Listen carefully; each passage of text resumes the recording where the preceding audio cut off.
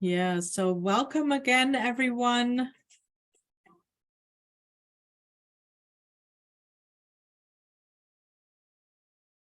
Feel free to introduce yourselves in the chat. I can see you are already doing that, which is wonderful. We see people from Watertown, Washington County, Orange County, woohoo! Highland Falls, awesome, welcome.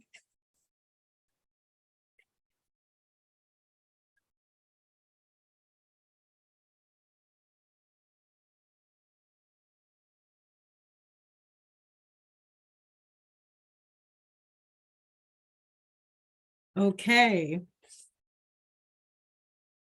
So I am delighted to be here with you all this morning. My name is Julika von Starkeberg. I am with Cornell Cooperative Extension in Orange County as the Family and Community Resilience Educator. And my role also includes co-chairing our parenting coalition in Orange County, which was the culprit for bringing us here together today in collaboration with our partners, whom I will mention in a moment. I just want to give you a brief background to the series or how we came here and the context, so you see that there is a bigger picture behind.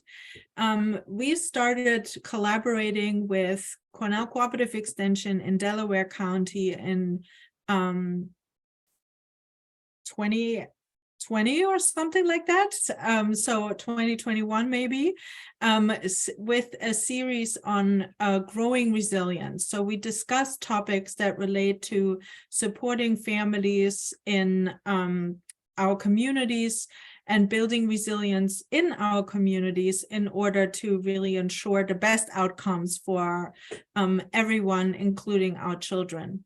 And so as such, we talked a lot about various aspects, from individual resilience building strategies to really building resilience as a community and through our systems. And a lot of these are available in recording, and I'm happy to link you to the playlist that we have where you can view all of these. And so in continuing that in that spirit, we wanted to continue to discuss such topics and partnered with the Orange County Department of Mental Health, as well as with our Think Differently program and the Resilience Project in Orange County, in order to talk more about parenting from different perspectives, as well as really creating nurturing environments in all areas that our children are in. So this is what brought us here today, and I really want to give a special thank you to Lacey Trimble, who is here with us as well, who is the Deputy Commissioner of Mental Health here in Orange County, and also to my co-chair, Chloe Vital, who is also here with me, and who has stepped up to the Parenting Coalition, and we're ready to bring you programming such as this today. So without saying a lot more about these programs that are offered, I want you to really enjoy those in a moment. I want to just give you a quick note. If you are interested in getting credits, so CTLEs, we will put the link at the end where you can register for those, and then you'll receive credits. And thank you to the Teacher Center at the Washingtonville School District, who's graciously partnered with us on being able to provide those, which is really a wonderful way of helping us to raise the capacity in our communities. And then I want to tell you about an upcoming event, the Making Healthful Decisions Conference on March 21st. I would be remiss not to mention that. Our topic this year is for our 25th anniversary, Envisioning a Culture of Community. And we will be talking about how we can support families and children and their families in all of their various needs, specifically post-COVID and with the challenges that we are facing in today's time. So registration for that is open. Thank you so much, Susie, for putting the link in the chat for the playlist that you can see for all of the recordings. So I appreciate that. I want to just take a note and give a quick shout out to Susie McCormack also, who is my supervisor at Cornell Cooperative Extension and always up for wonderful new shenanigans. And, you know, who would we be without such wonderful teams? So I feel very blessed to be able to be there. So thank you. And yes, I think without further ado, I am going to introduce our host to you, Einaudi Esposito, Einaudi Gill, actually. And I am just going to take that down for one moment so you can see. So Einaudi is the executive director of our Human Rights Commission in Orange County. And she has really sported a lot of wonderful initiatives in our community that relate to social justice, to human rights, to so many important projects in our community that really make a big difference. She's an avid advocate and a voice for targeted and oppressed communities. Einaudi was born in the Dominican Republic and came to United States as a child and lived in the Hudson Valley since 2003. Her expertise are really, as I mentioned, in social justice, diversity, equity, inclusion, and gender violence issues, including intimate partner violence, sexual assault, and human trafficking. And Einaudi has also produced or has a wonderful TED Talk that I'm going to link here in a moment that I really recommend or warmly suggest you all watch. It's really goes to show how much talent and support we have in our community, and this is a wonderful example. So Einaudi, I'm gonna pass it on to you. Thank you so much for once again being with us, and yes, enjoy the program. Thank you, Julika, and good morning, everyone. Thank you so much to the wonderful team that put this together. I am really excited to be a part of this event and to help host this conversation. It promises to be a wonderful, wonderful morning. So thank you all. And thank you for all who are here participating, who are taking time off their morning to really be part of this conversation, such a crucial conversation. As you can see in the background, all around me, I am currently in the car because my 12-year-old this morning left his project at home. And I had a list of things I had to drive to the middle school for. But that was not before I dropped off my 2-year-old at daycare. And they're like, Einaudi, he's missing a shoe. I'm like, what do you mean he's missing a shoe? So at some point between when he got into the car, or I got him into the car and I dropped the shoe. So then I spent 5-7 minutes looking for said shoe, which I did not find. So my 2-year-old is currently at daycare barefoot. So this is really a wonderful time to have such a great, enriching conversation. Eventually I will be settled somewhere not in the car. So let me start by introducing our first speaker. I'm really excited to introduce Julia Richter. Julia has a BA in elementary education and a minor in dance. She received her master's degree integrating the arts in education from Lesley University, and she taught arts-based programming in schools to help cultivate strong, authentic relationships and build levels of trust, integrity, respect, and confidence. Julia took her experiences of teaching, coaching, and social emotional learning to create the CARES, C-A-R-E-S, coaching program for schools. In the CARES program, which stands for Cultivating Authentic Relationships in Education System, Julia coaches creative strategies and social emotional well-being practices to unite and empower educators and school leaders in becoming the best version of themselves, and to cultivate strong, healthy connections that will help help build morale, positive, successful school cultures. Julia, good morning and welcome. The stage is all yours. Thank you so much, Nadi, and thank you, Julika. Thank you, everyone. I feel very blessed and honored to be here on behalf of the Choose Love movement. We also have Stacy Orzel in the house, which is our Choose Love ambassador. Thank you, Stacy, for being here. She's amazing and such an advocate for this work as well. I'm going to go ahead and share my screen.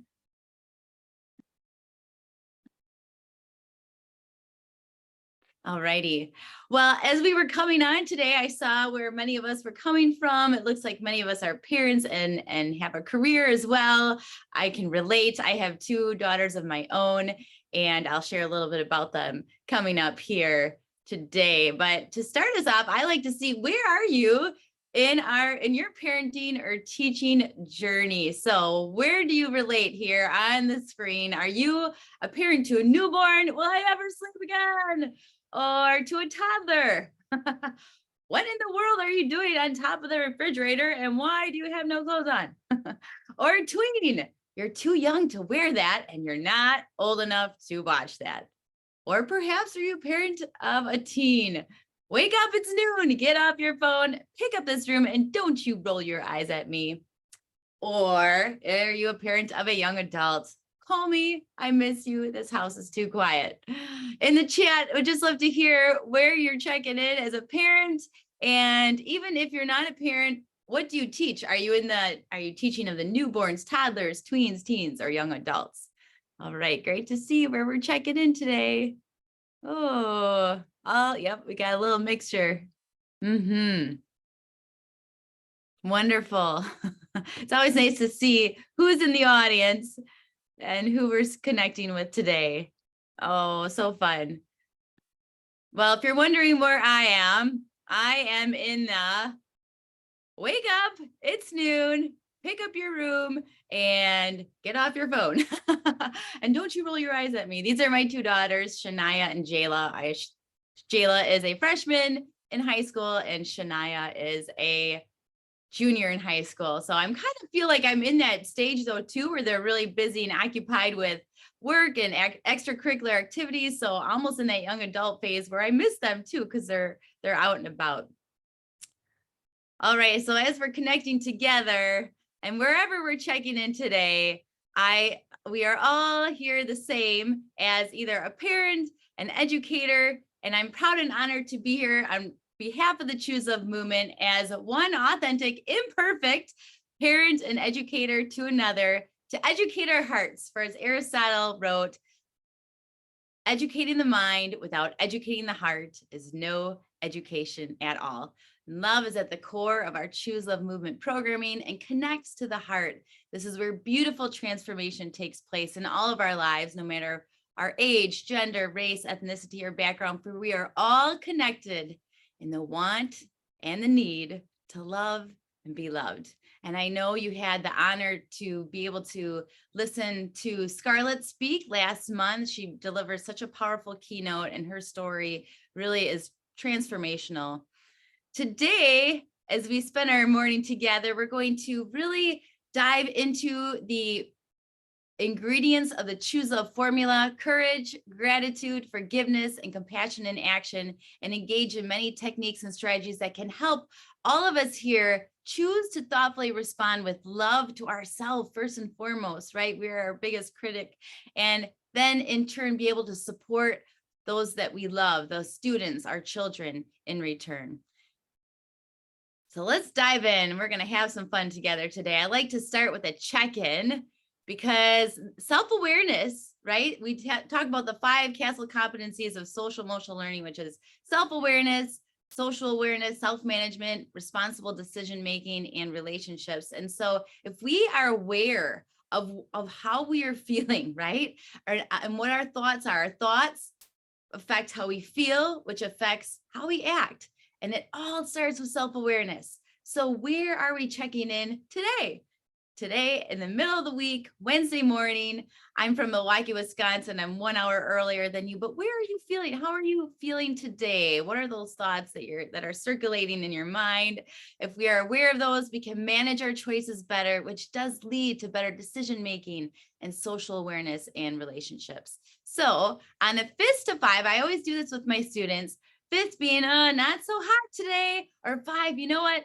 I'm doing pretty hot. I'm doing pretty well. It's a great day. It's been a good week. Where are we on our journey? Fist to 5. How are you checking in this morning? Let's see those numbers in the chat. Ooh, we got some high scores. That's great. Isn't it so wonderful sometimes to take time out of our busy week to learn something new too? I always appreciate that. But as you see, we will have some numbers that are on the lower end of the scale. And that's typical even of our children, of our students that we teach, right? I always like to ask my students, why did you check in with that number? And I like to share my why. So if I were to share, I'm checking in today at a 5. I'm really just so honored every time I get a chance to speak on behalf of the Choose Love movement. And I have a lot to be grateful for in my life. But I invite for anybody, if you like to share your why are you checking in at a 2? Why are you checking in at a 4 or 5? Please feel free to raise your hand and we can call on you, or feel free to go ahead and put that answer in the response in the chat, where we'd love to hear. And while we're waiting, I would like to share a story of a teacher I know, a high school teacher that did this every morning with his students, and noticed there was a student several days came in with a fist. And so the teacher went up to the student and said, hey, would you like to have a conversation after class today? I noticed you're not doing so hot. And the student agreed. The teacher and the student had a conversation after that class, and the teacher recognized this student has some significant challenges going on behind the scene and connected him with a counselor. After several weeks, that student came up to that teacher and said, I just want to thank you. That conversation that we had that day, it saved my life. I was thinking of taking my life that night. And the reality of what our children and what our students are struggling with today, and we'll share some of those statistics today, are real. And so just a simple check-in and how that can really help connect with those that we love and be available to create that safe space for conversation. So thank you for sharing some of these responses in the chat. Energized to learn, worked from home yesterday. Yeah, that's right. And enjoyed a bonus snow day. Oh, we just had a snow day last week. Being mindful and present has been the greatest learning and life change. Absolutely, Kathy, I couldn't agree with you more. All right. If you're working with little ones, this is a fun way to do it too. Put a little screen with all these different faces of emojis and say, which face do you feel like today? And that's a way to connect with the little ones. If we are checking in at a 2 or a 1 or a 0, and we're not doing so hot, we're really not in that place for learning. We're more in the survival part of our brain. And we're going to talk about the neuroscience today. But how do we strengthen those neural pathways to our prefrontal cortex? And really by engaging with our breath. That's a simple technique. And I tell you what, I'm, in my upper 40s now. I wish I knew the neuroscience and the reasons why behind some of this mental fitness techniques or mindfulness that we might refer to, why it's so important for us. And so I'm just going to invite for you to join me now in what we call a brave breath. And it's going to help to just strengthen those neural pathways, so the thinking part of our brain, our prefrontal cortex. So we're in a place, we're ready to dive in and learn and engage together today. So I invite you to place one hand up and think of this hand as it is giving, nurturing, healing love, and place that on your heart, and the other hand up to receive nurturing, healing love, and place that hand on your belly. And take a moment to just close your eyes, relax your shoulders. And I know we might be trying to multitask. If you are, just try to give yourself a moment right now to engage in the present moment, for it's the most powerful way to heal. And inhale through that nose as your belly expands, and exhale as your belly contracts. And inhale again as your belly expands, and exhale. And as you continue to inhale and exhale, connecting to the present moment, recite these affirmations to yourself. I am calm. I am safe. I am courageous. I matter. I am important. And I am loved. And bring yourself back to one last inhale. And exhale anything that doesn't release you. And open your eyes and come back to where we are together today. Thank you for engaging in what we call a brave breath. We teach this to our students I do this all the time before a workshop, or I still teach 2 days, 2 afternoons a week before I engage with my students. And I really notice a difference when I do some of these practices with my students together. One thing that I do love about our programming is that it's all about connection. We are all connected in the want and need to love and be loved, as I said. And in the end, it comes down to connection. Connection is love and belonging. And if you were to actually look up love in the Webster Dictionary, it would be defined as unselfish, loyal, and kind concern for the good of oneself and another. And isn't this what humanity needs today? Unselfish, loyal, kind concern for the good of oneself and another. We know there's an endless need for connection, and creating these opportunities to connect and be vulnerable with each other, with our students, with our colleagues, really helps build trust and builds those strong relationships, which can really lower those levels of anxiety, levels of depression, and even regulate our emotions, which leads to higher self-esteem and empathy for one another. As we're talking about connection, let's connect together today. I love to do this with my daughters at home and my husband when we have the opportunity to sit at the dinner table. I say, let's pass the salt. And what it is it's a talking piece. And it allows that person, whoever has the salt, to have the floor to talk. And we'll have, I'll say, let's share a rose and a thorn of the day, or a happy and a crappy, whatever that is. I love to do this with my students in my classrooms. I've done this in faculty meetings with adults. It creates that safe space to connect and give opportunities to speak, to listen, to make eye contact, and to respect each other as we open up conversation. So whoever is the conversation piece has the floor to speak. All other eyes and ears are on that person. So today, I know we're in a Zoom room and we don't have that, we're not together, but we are together virtually. It's the next best thing. And so typically what I like to do is put us in breakout sessions, but because of time, I'm just gonna have us share. I know some of us in the chat earlier shared some of things that were going well for us when we were doing our check-ins.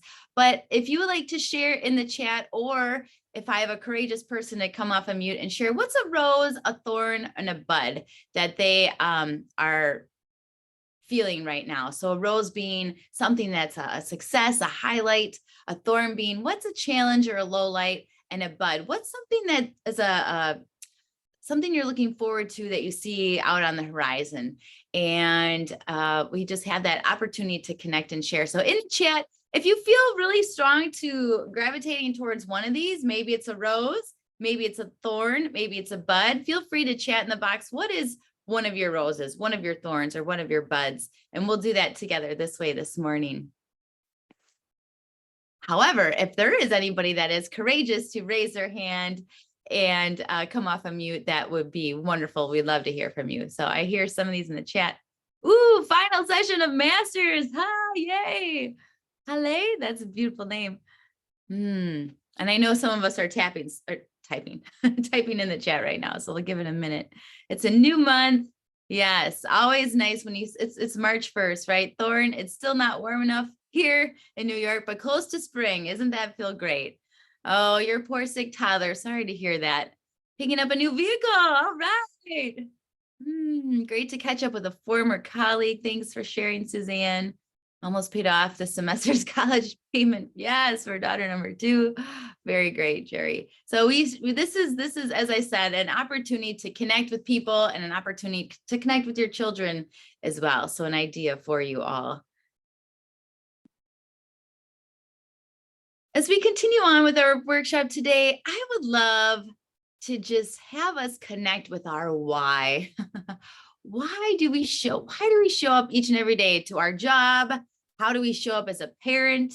What is our why? And if you were to think of one word, how do you hope your children, your students, your colleagues feel from their interactions with you each and every day? What would that one word be? How do you hope that those that you interact with, whether it's a parent, or whether it's a child, a student, a colleague, a loved one, how do you hope they feel from their interactions? What's your why each and every day? Or how do you hope to live your life each and every day? I know sometimes we're all imperfect. We have our moments, that is for sure. but I see these in the chat.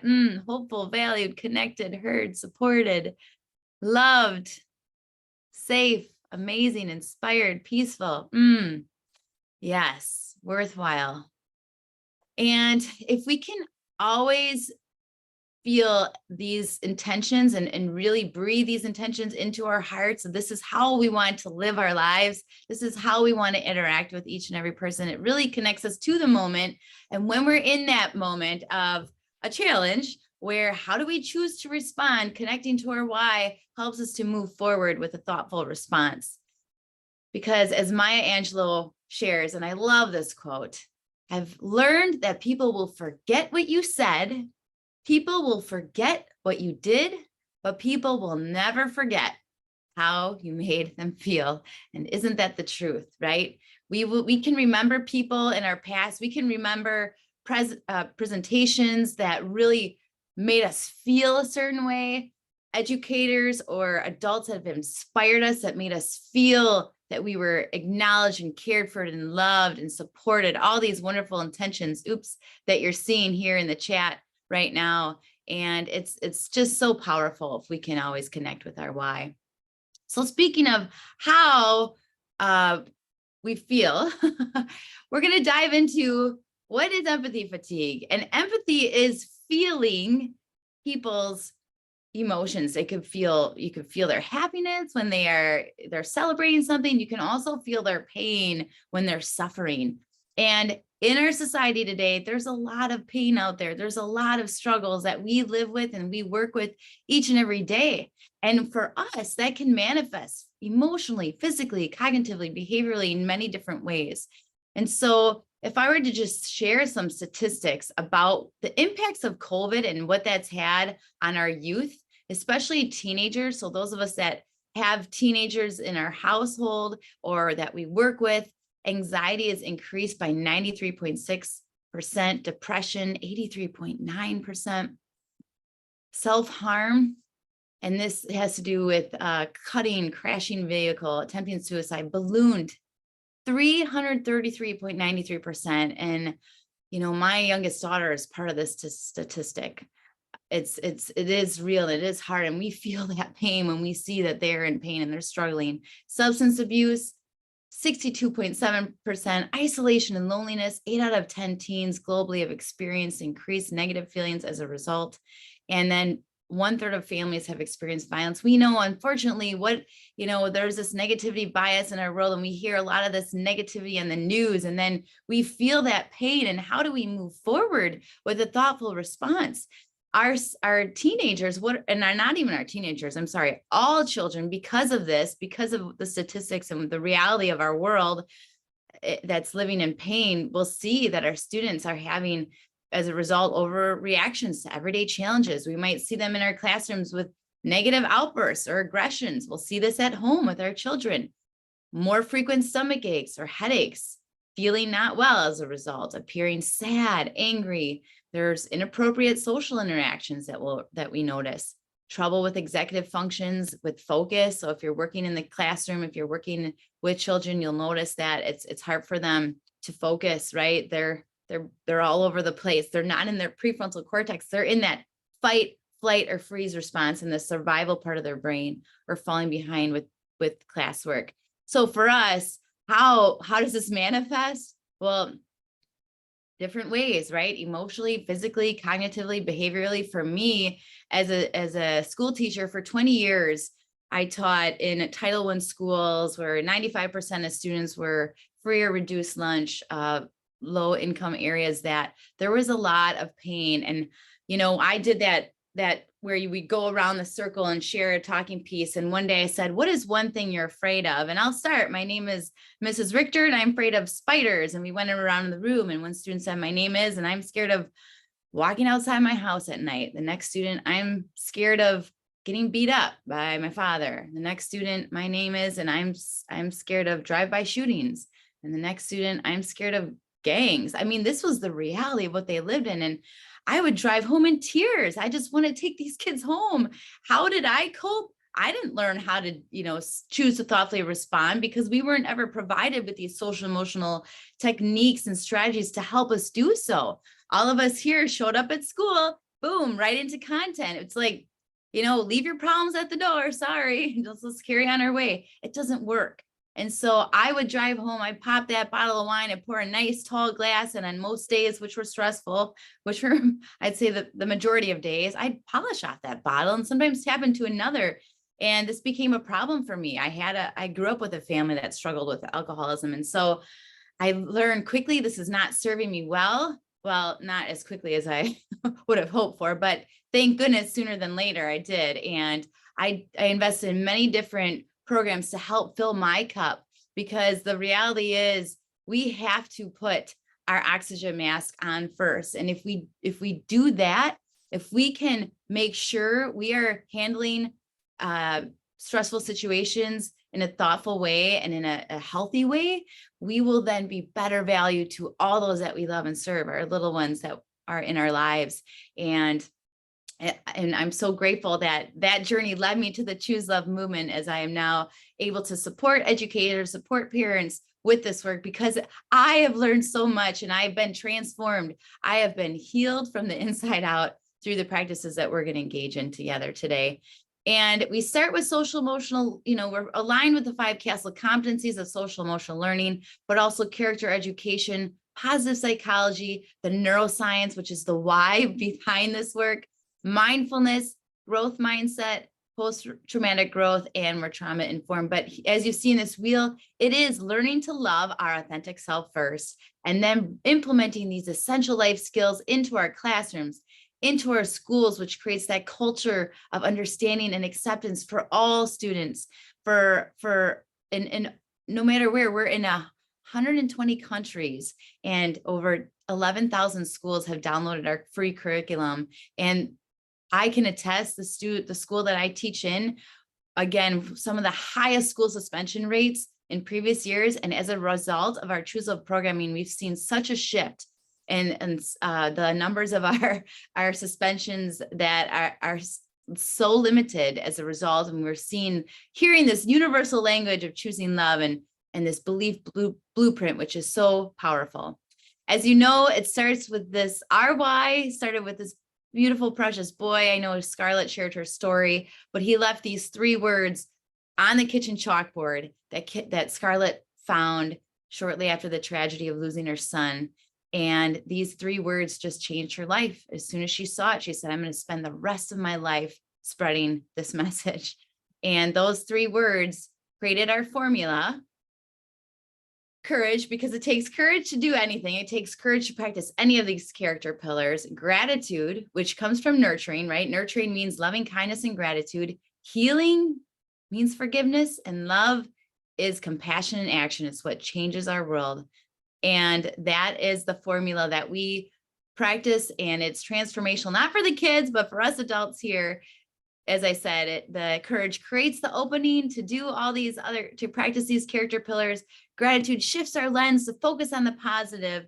Forgiveness frees us. It heals us, cuts that cord of pain. Compassion and action changes our world. So we're going to dive into some of these practices today. We like to also say, let's have a lot of fun, because Jesse also left another message that his older brother, JT, found folded up underneath his desk. And it said, have a lot of fun.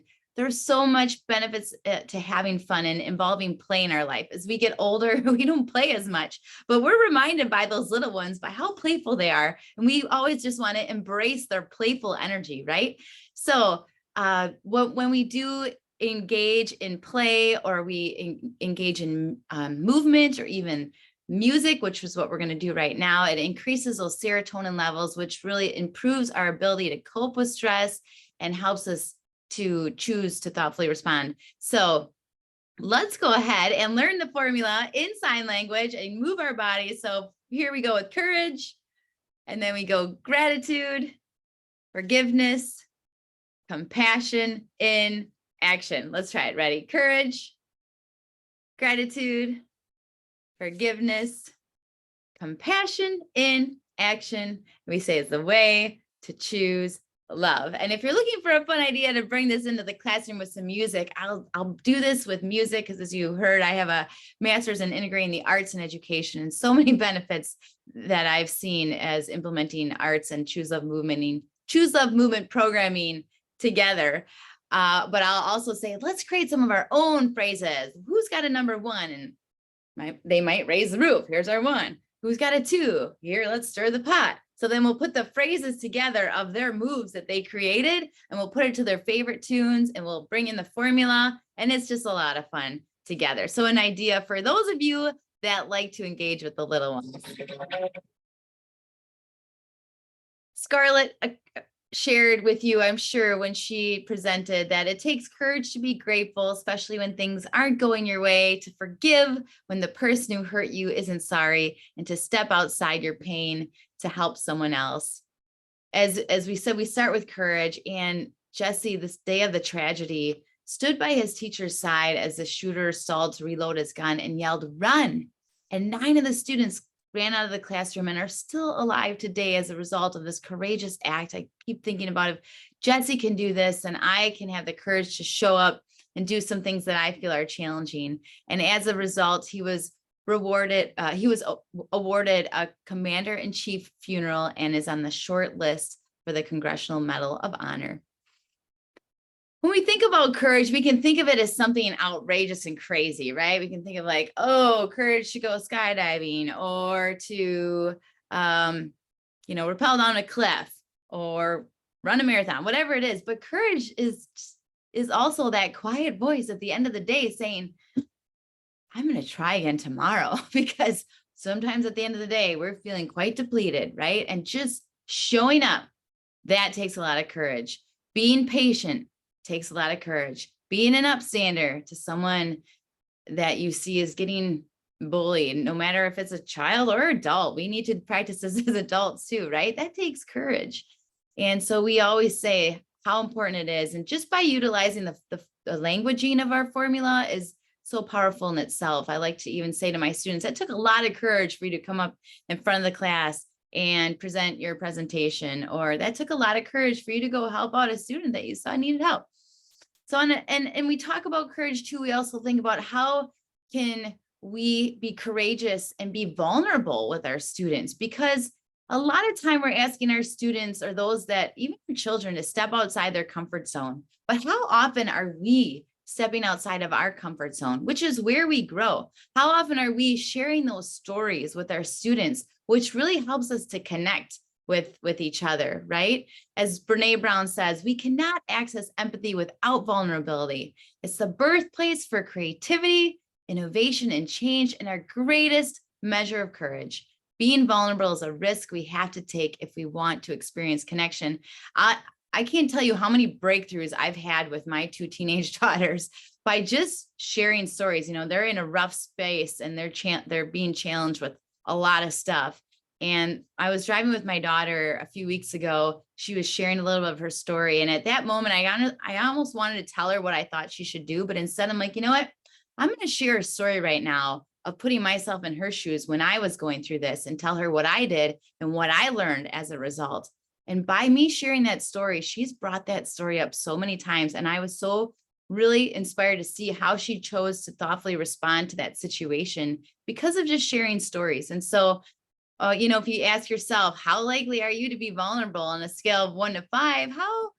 Where do you fall? So feel free, you can chat that in the box, or just maybe acknowledge it, because if we can challenge ourselves to be outside of our comfort zone and be more vulnerable, we'll see a lot of growth in our relationships. In our courage unit, and I'll show you where to access a lot of this in our Choose Love movement programming, but we talk about how to solve problems using a CALM rubric. We talk about the neuroscience, understanding the brain. We talk about really being courageous to engage in some mental fitness techniques with our breath and stress relief strategies and brave poses, as well as positive affirmation. So we're going to dive into some of that today. I wanted to share what our CALM rubric looks like, which when there's conflict out there all the time with everybody, right? Young adults, old adults, no matter where we are. And how can we choose to thoughtfully respond? How can we cooperate, right? How can we take turns, speak respectfully and softly? I just was talking to my daughter this morning and she was speaking loudly. And I said, Shania, I wanted to speak with you, but I need for you to lower your voice so we can just have a calm conversation. And how that even just changes the tone, right? Asking questions, making eye contact, taking turns. I'm going to speak and ask, and you listen, and let's vice versa. There's lots of lessons in our programming that actually helps us practice active listening, which is so important, so powerful to teach. We teach the hand model of the brain. And I think this is, as adults, so much for us to understand, because I know for me, when I learned the neuroscience, it was a game changer, and it really helped me really to choose to thoughtfully respond to different situations in life. And so if you look at if you were to raise your hand, this is the stem of your brain. This is like our survival part of our brain here, and it helps keep our heart pumping and breathing, helps us survive. Our thumb folded in here is our amygdala. It senses danger or fear. So when we're feeling fearful or there's danger, right, the alarm is going off. Danger.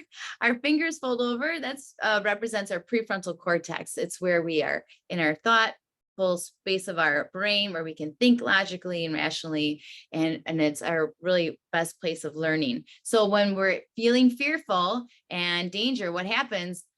Our alarm goes off and we go into 3 different stages that we can go into: either fight, flight, or freeze. And that looks different for each student, for each adult, right? We all get into a flipping our lid mode where we're in that state. And so we need to understand that when our students are triggered, or when we're triggered, we're flipping our lid, the best thing to do is to first let them know they are safe with you, and then provide them with the space to calm that amygdala, right? Teaching those techniques and strategies to help them do so. We have lots of content in our programming that teaches this, and lessons to teach our students as well, which I'll show you at the end of our workshop. Even if you were to think about looking at brain scan images here, the more trauma we have in our lives, the more density we're going to have in our survival part of our brain. Our neural pathways are stronger towards our survival part of our brain. Why? Because we're in a constant state of seeking safety. We're in that constant fear, the fight, flight, or freeze. And we have less density in our prefrontal cortex up here. So you'll see the difference in this brain scan. And so the wonderful thing that I am so grateful to share, and what I've learned, and I was actually part of a very intense study where it actually rewires your brain by practicing mental fitness 15 minutes a day. And I was so surprised how I chose to respond to stressful situations in life because of that. It's just like when you go to the gym to lift weights and buff up your physical fitness. Practicing mental fitness really builds that capacity to strengthen the prefrontal cortex, those neural pathways here. And you can see a change in an MRI image in just 8 weeks by practicing mental fitness every day. So I'm going to teach you some of those strategies today, because this is the why behind it. This is the why. And if we can learn how to quiet that fight, flight, or freeze response and put the brake on that, calm the amygdala, we can really strengthen those neural pathways up here. And it's great for us to understand the neuroscience behind it. So connecting to our breath, that stimulates the parasympathetic response, which helps to calm that amygdala. And there's lots of different techniques we teach. I'm going to teach it through some of them right now together, and I'll show you where you can find some of these videos that you can plug and play and teach your students that you serve. So one of them, what we call is a rocket breath. This is one of my favorite. And this is it's a double the exhale. So we do a quick inhale and we slowly double the exhale, which that again, it stimulates that parasympathetic nervous response, which helps to slow our breathing, to calm that amygdala, and to allow us to feel calm and safe. So we take a quick inhale as we rocket our negative feelings away, and slowly exhale. Peace amongst us. Ready? Quick rocket breath. Inhale the negative thoughts away, and slowly exhale, bringing peace amongst you. One more time. Inhale and slowly exhale. We like to teach a box belly breath that I love to teach my students this. I say, put one hand on your belly, the other hand is going to draw a box. And as you draw up, you inhale. As you go over, you hold your breath. As you go down, you exhale, and then you hold. Ready? Inhale, hold, exhale, and hold. Inhale, hold, exhale, and hold. And we know that when we're in that fight, flight, or freeze response, what's our heart doing? It's pumping really fast. How can we slow it? By slowing our breathing. And then the last one is a healing hands. So I invite you to put one hand over your forehead, the other hand behind your head. And as you inhale, I am calm. Exhale, I am safe. Inhale, I am calm. Exhale, I am safe. One hand goes to your heart. Inhale, I am calm. Exhale, I am safe. Inhale, I am calm, and exhale, I am safe. And you'll notice I am breathing, inhaling and exhaling through my nose, which actually is the healthiest form of breathing. One more time, hand that was on your forehead to your belly. Inhale, I am calm. Exhale, I am safe. Inhale, I am calm, and exhale, I am loved. Excellent. And I'm just going to take us to our website briefly because I wanted to share where you can plug and play some of the resources I just shared. So in our Choose Love, where it goes Choose Love programs for schools, and I'll go through this a little more in depth at the very end, we have mind body video practices. And I just shared this. A lot of us don't feel comfortable leading some of these techniques. So there's lots of different videos you can plug and play and just share with your students. We also have mindfulness activities, which helps to share different mindful movement, engaging the breath and the body. We have videos, Choose Aloha, which helps to share teachers teaching this content without you feeling like you have to know it very well. So lots of plug and play in our programming. And I'll again bring this up at the end of our workshop. Understanding we have this vagus nerve in our bodies, and it runs from our brain all the way to our belly, connecting different parts of our body. When we stimulate this nerve, it also helps us to calm that amygdala when we flip our lids. And I'm going to show you one way to do that right now. I love this, but you take 2 fingers up and you just rub behind your ears and around your ears. And this is stimulating your vagus nerve. You might even feel the sensations, right? As you just rub around your ears. And I like to just continue to breathe as I do this. You can actually rub the ears and the earlobes. This helps to stimulate that vagus nerve as well. There's a whole book on vagus nerve, and so many different ways to stimulate this vagus nerve, but understanding how this nerve is really, really helps to allow our organs and our bodies to work healthier if we make sure we serve it well. So that's one way to stimulate the vagus nerve. And there's so many other ways, but that's one of my favorites. Tapping relief. If you were to read Scarlett Lewis's book, Nurturing Healing Love, if you're looking for a good book, this is a definite must. She talks about tapping, and it's a technique that combines acupressure and psychology to help reduce stress and anxiety. And after she lost her son to the Sandy Hook tragedy, she worked with the Tapping Solution Foundation, and this tapping really helps her cope with the pain of losing her child. So I'm just going to lead us through the tapping points. And this is something I just did with my students this week. It's so cool actually to sometimes see them engaging in tapping without me even leading them when they're feeling stressed, because this is something that we become very familiar with after we do it so often. I've engaged in it many times the past several weeks myself because I've had extra on my plate. So we go here with the karate chop. These are the tapping points. I just invite for you to do them with me right here. And then the inner part of our eye and the outer part of our eye, underneath our eyes, underneath our nose, underneath our mouth, right here by our collarbone, underneath our arm, and on top of our head, which is my favorite. And then I'm just going to show you how this looks like. So basically you do a setup statement as you do the karate chop, and I'll lead you through that.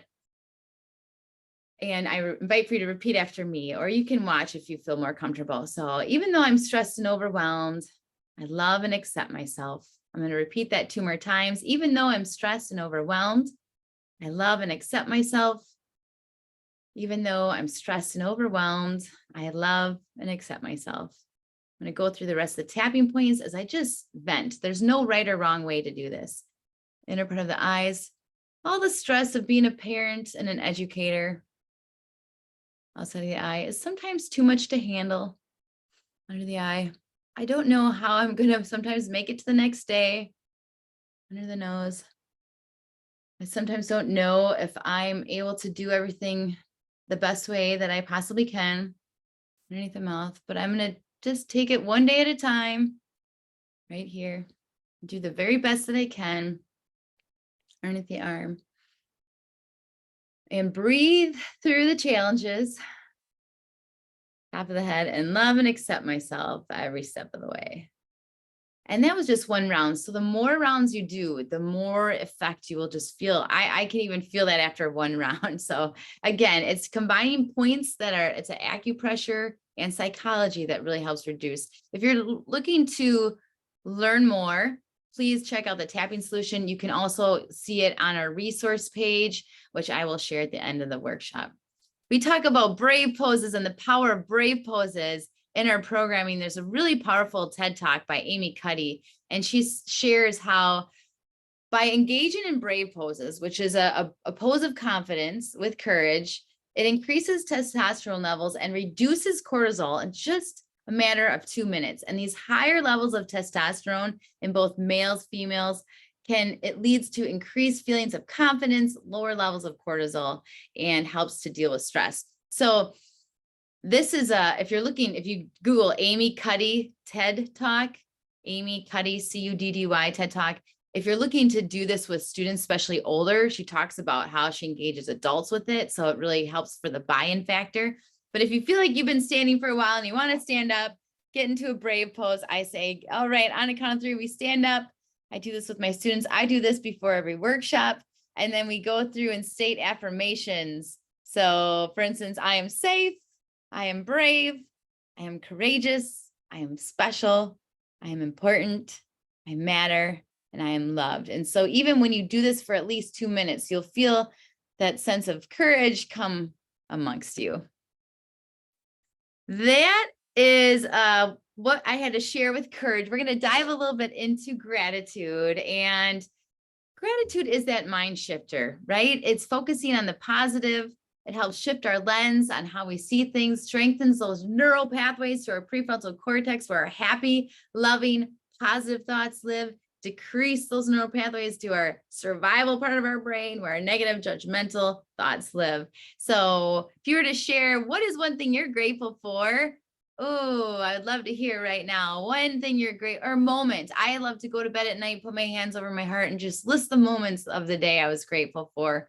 So feel free to share that gratitude in the chat of what you're grateful for right now.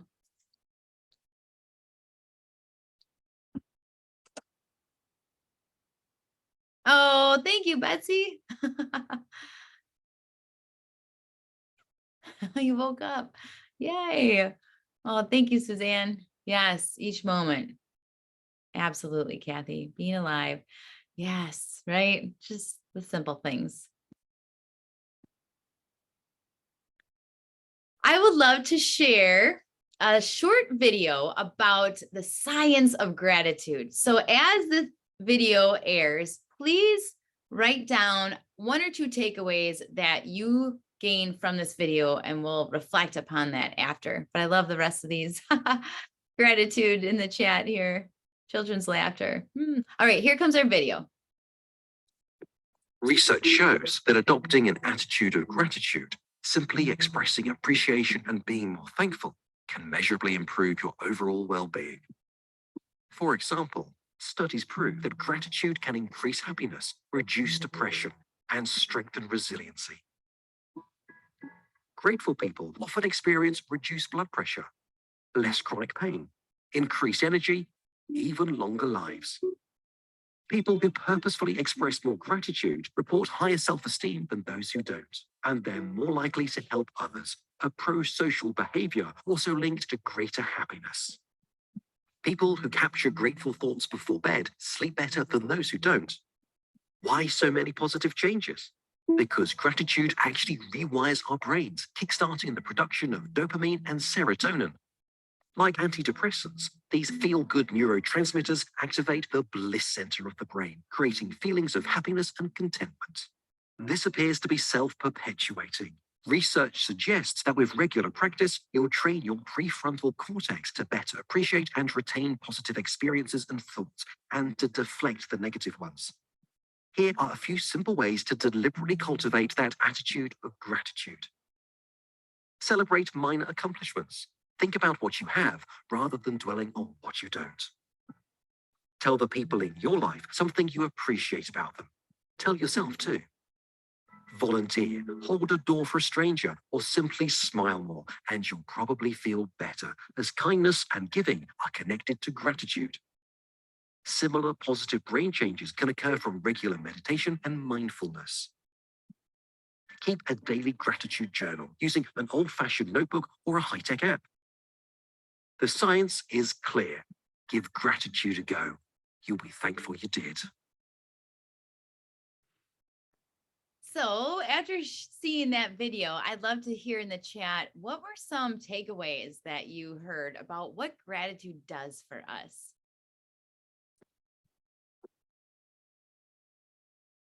And as you chat in the box, I'll also go ahead and bring up this slide, which shares some other science-backed benefits of gratitude. I think about if I knew the power of gratitude, I wish I knew all this at such a younger age, but thank goodness I know it now. Better sooner than later, better now than never, I should say. But yes, how longer life, lower blood pressure, higher self-esteem, peace of mind. Gratitude can enhance, yes, even the small things. And it takes work to be grateful, especially when we're going through challenges. We have this negativity bias, right? We have 12,000 to 60,000 thoughts per day. And out of those thoughts, 80% are negative. And why is it like that? Because, well, back in the days of cavemen, we had to constantly scan for danger and threats to stay alive. So we are hardwired to have that negativity bias, but we have the power to choose to be grateful. We have the power to choose to forgive. We have the power to do things that will help us and not hinder us. And that's where the greatest power lies within ourselves. It requires consciousness, intentionality, and being in choice. Thank you, Eduardo. That is so true, right? It takes that self-awareness. We have to have that self-awareness and consciousness to understand a lot of this knowledge, but to be aware when we're feeling negative, what we can do to change that and to help that shift that lens. So I love to share this little picture of a boy that wrote in a school, one of our Choose Love schools. And if it's hard to read it, I'll read it. It says, "I'm grateful for having a house. I'm not with my parents and grateful for my foster parents. I'm thankful to eat every day." And we know that there's so many challenges in all of our lives. There's not a soul on this planet that is struggle free, unfortunately. But how do we choose to respond, and how do we choose to look through that lens? Are we going to focus on the negative or focus on the positive, right? And what can we do to shift that? I would like for you at this time to think about one thing you have to do today. What is one task you have to do today? It could be work related. It could be something you have to do at home, a personal thing you have to do. What is one thing you have to do yet today? So just take a moment to think about what that one thing you have to do, write it down.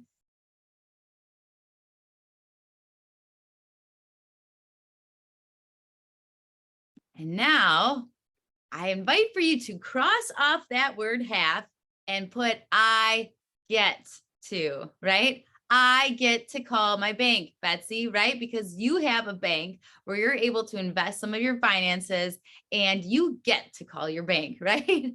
What are some other things we get to do today? I love to hear that in the chat. I get to do another presentation after this today, and I'm so grateful for the opportunity to do so. You get to call your mom. Yes, you have a mother that is still alive that you get to talk to. You get to go bowling, you get to work, right? You have a job that is able to support you and your family. You get to pick up the grandchildren. Ooh, that's a good one. You get to read. You get to teach tonight from 6 to 9. You have an opportunity to bring your knowledge to other people's lives, right? You get to run errands. You have a car and you have the ability to go to one place to the next to do what you need to do. You get to bring your daughter to the dentist. You have the capacity to have what is needed to bring that daughter to the dentist to make sure that her dental hygiene is where it needs to be. I get to work on systems of change at work. Yes, with caring, compassionate, and authentic colleagues. Yes, Eduardo, these are also great. I was driving, a lot of my stories are driving my daughters because they're so involved. And I do have a teenager that is driving already, but I was driving my youngest daughter, and I was saying, yeah, I have to make sure that I get these 2 projects done tonight because it has to be ready by early morning. She said, Mom, you get to get your projects done. I said, yes, you're right, daughter, because so often they're saying I have to. And I always say, let's use the language I get to. These are opportunities for us. And I loved it when she corrected me because guess what? It's sticking. Even though they don't want to hear it at the time, it is sticking, right? What is the first thing that comes to mind? Let's shift to forgiveness. When you think of forgiveness, what do you think of? What's the first thing that comes to mind? Please go ahead and chat that in.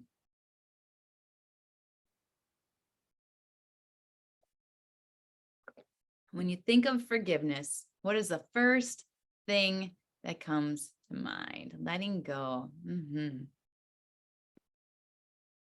Ooh, lots of letting go. And I know that Scarlett shared her story about forgiveness. Sometimes it's hard. Absolutely. Surrender, liberations. Yes. We know forgiveness is not easy, right? Especially when that person really, hits you right here and it hurts. Doesn't always mean it does not mean what they did was okay, but we'll talk about what forgiveness does, and it does for yourself. It does allow us to move on, right? With our personal power intact. And here is the meaning of forgiveness as you're sharing in the chat. Letting go of that anger and that resentment, surrendering our thoughts of revenge, of how we just want to get back. And it allows us to move forward with our personal power intact. I love how when we think about forgiveness, we can think about the forgiveness is for the forgiver. It's not for the person that hurt you, right? They carry on with their lives. It's for you. Because if Scarlett decided that she was going to hold on to that resentment for the rest of her life, and I know she shared this story, how was she going to live her life? You know, she had a friend that said, look, it's never going to get better. And she said, you know what? I don't want my story to be that way. And look what she did as a result. And so if we can think about forgiveness being for the forgiver, for us, it allows for us to feel better.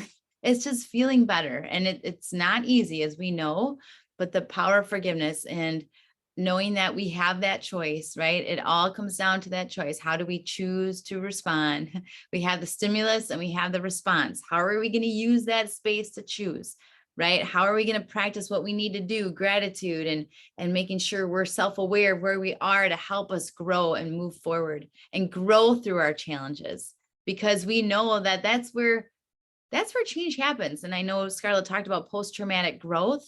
It is so powerful to know that we can grow through our challenges on how we choose to respond. As Viktor Frankl says, between that stimulus and space, between the stimulus and response, there's that space. In that space, it's our power to choose our response. And in our response lies our growth and freedom. Forgiveness exercises, when we do that, it increases endorphin levels, serotonin, melatonin, and decreases cortisol. It activates different neural networks connecting different regions of our brain, strengthening those neural pathways in our prefrontal cortex, which we say comes together as the forgiveness network, results in personal sense of relief. And here are the benefits. If we just think about, look, this is what I'm going to experience if I am able to forgive. Why would we not forgive, right? Why would we not? We know it's not easy, but within that space lies our growth and freedom. So at this moment, some of us might be holding on to frustration or anger or hurt from someone that might have harmed us or hurt us, said something or did something that really took us down to the ground. But if you were to think about what is one thing you can let go of today, where can you use a little bit of forgiveness? I always say, take a moment. And if I were with my students or if I was with a class and we were together, I'd say, write that down. And it might take a moment or two to think about what it is, but what are you willing to let go of? Where could you use forgiveness? As Gandhi says, the weak can never forgive.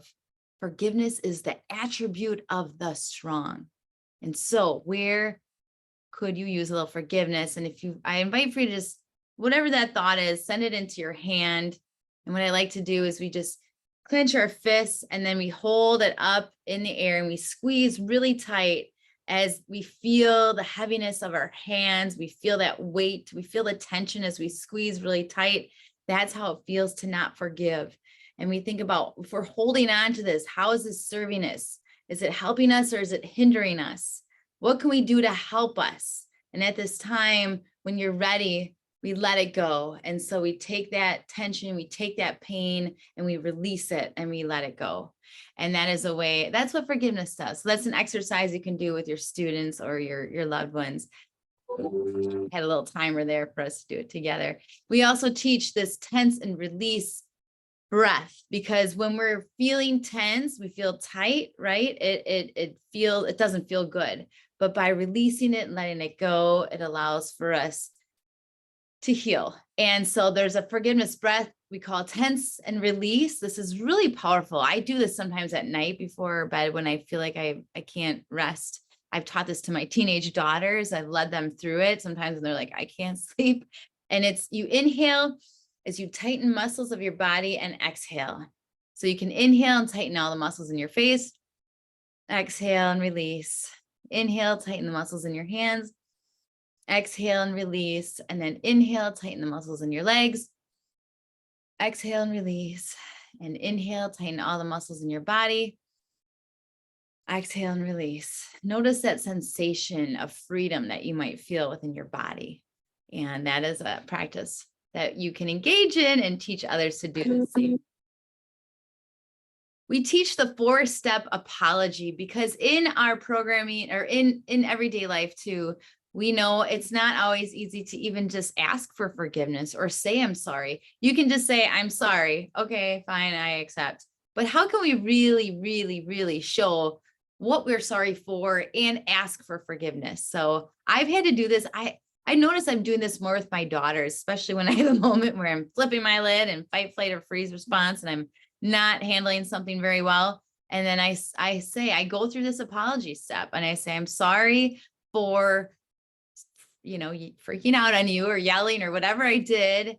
This was wrong because I was not choosing to fully listen to what you had to say. I was not choosing to thoughtfully respond. I was in a stressful state at the time. In the future, I will pause, put my stuff down, take a deep breath, and take moments for you and I to have that really needed conversation. Will you forgive me? Asking that, will you forgive me? How often do we do that? Most often we just say, I'm sorry, but we don't say, will you forgive me? And when you ask for that, will you forgive me? And then they respond, that is a true apology. And that is a true step of really practicing forgiveness. The last character pillar that we focus on is compassion in action. Compassion is identifying a need and then taking action to do something about it. Compassion has 2 components: empathy, which we talked about, feeling people's emotions, and then action, doing something, taking action to do something to help someone. And if we were to look at this chart here, we sometimes intertwine these words and we're not using them correctly. And I actually learned this just the past few years too, of really what the difference is. What is sympathy? Sympathy, you know what? I'm sorry you're in pain, but then I just carry on. I see you're in pain. I'm sorry about that, but good luck. Empathy, I feel your pain. I feel it. My oldest daughter is such an empathic person. She feels pain so much. If we'd like to volunteer in our community often, and sometimes she just comes home in tears because of some of the things that we see, and she feels that, right? So it's feeling that pain, which we know we need to really manage, because if we're feeling that pain and not doing something about it, then it can really bring us down. That's what that empathy fatigue is, which we talked about. But compassion is noticing someone in pain, or now guess what? I'm going to do something to help, because when we put ourselves in other people's shoes and then actually take action to help, when we do those acts of kindness or acts of service, it fills us up. It's that love that is poured out comes back to you. It's that full circle. How can we make sure we are taking action to help? That's what we need in this world. We need to take action to help our world become a more loving place, right, to live in. And so there's an experiment. I did this with my daughters, and I was so skeptical of this when I learned about it, because they say you make rice and you put it into 2 jars, and you label one hate and you label one love. And so for weeks, you'll talk to the hate rice. I hate you. You're disgusting. Blah. You're gross. The love rice. I love you. You're so beautiful. I'm so happy you're in my life.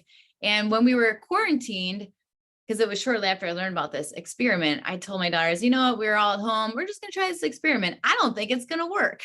They say that the power of thoughts and words can affect, certain things. And in this scenario, affect what it does to rice. There's also, you'll see examples of plants doing this to plants, or even doing this to fruit by putting it in different baggies. And so we did this for several weeks. And after several weeks, the result was what the experiment showed. The hate rice was moldy and the love rice remained as is. And it was really powerful for my daughters, because my daughters, and here's a personal story, this was my oldest daughter's hands. She had a very significant case of warts. She always said, I hate my hands. I hate my hands. They're so gross. She was a gymnast. And so these warts just got worse and worse. We tried over the counter, we tried injections, we tried every possible thing you can think of, and nothing worked. And they were getting worse year after year. And we did this experiment, and I told my daughter, Shania, if the power of words and thoughts and love and compassion can have on rice, what do you think it can do for you in your hands? She also had a bad case of acne. And I said, just what do you think you can do? And let's start talking to them like you love them, no matter what. I love my hands. I love my face. I love me. So I said, there's nothing else we can do. We've tried everything else. Might as well try this. After, I want to say it was almost 3 months total, this is what her hands looked like. And she was we were flabbergasted. And for her to say, I love my hands. They're so beautiful. I told Scarlett about this story, and she said, Julia, there's a book by Dr. Wayne Dyer, who actually wrote some of the material in our curriculum. He wrote a book about goodbye bumps, and it's a true story of a doctor who prescribed a child who had warts on their face to say, I love you, to see what happens. So this just is the power of what compassion, self-compassion can do for us. We're often criticizing ourselves, saying, I'm not worthy, I'm not good enough, I'm not smart. I have these voices that were so loud in my voice for most of my life. And to tell you what, for me to be in front of you today, years ago, I never would have saw myself here. The loud voices were so loud.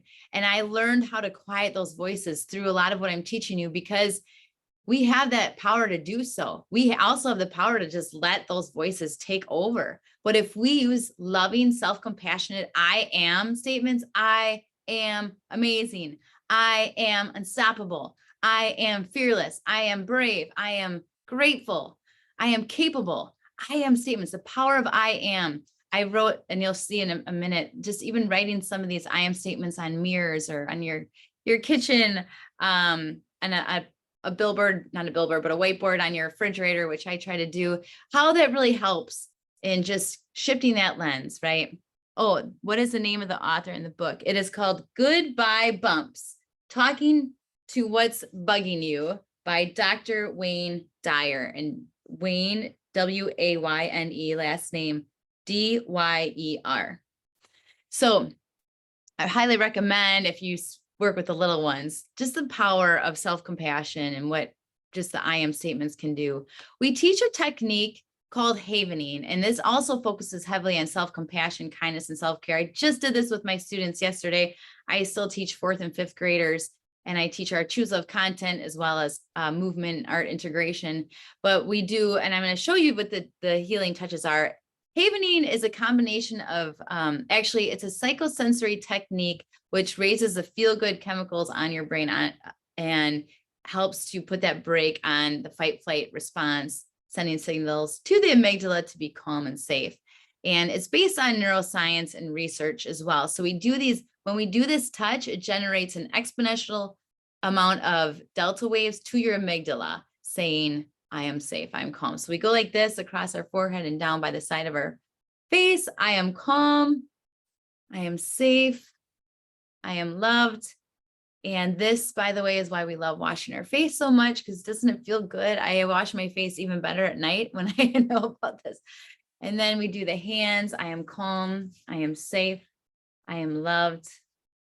Putting our hands across our arms, coming down. I am calm, I am safe, I am loved. And we just go through it. I am calm, I am safe, I am loved. You can look up havening, and I'll show you where to find this on our resource page in our curriculum.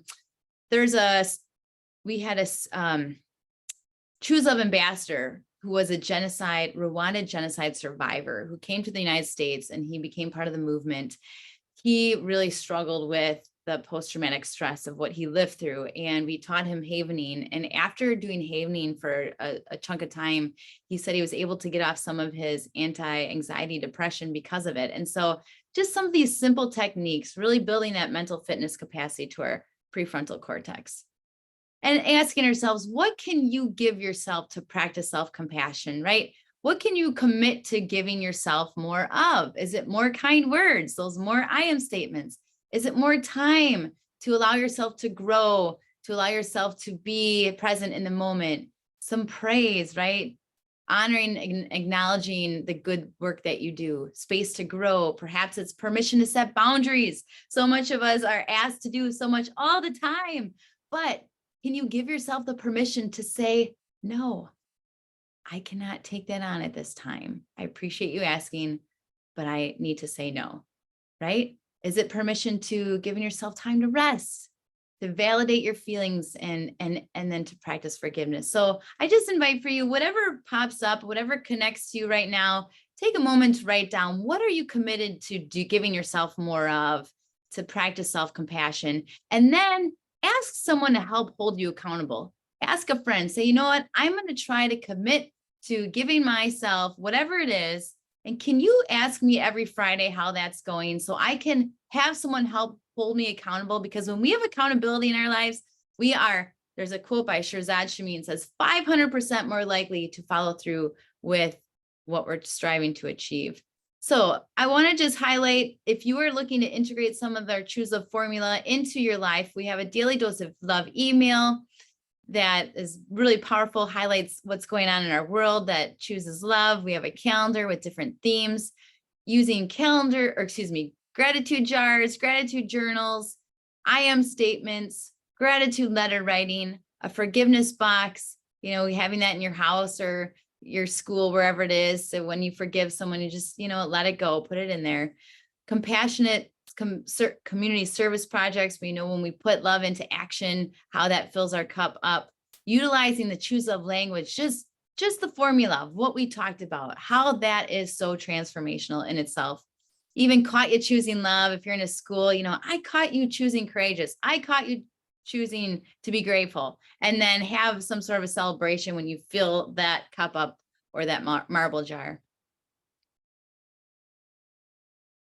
Here's some pictures of what I like to do for my 2 teenage daughters, putting some I am statements on the mirror in their bathroom.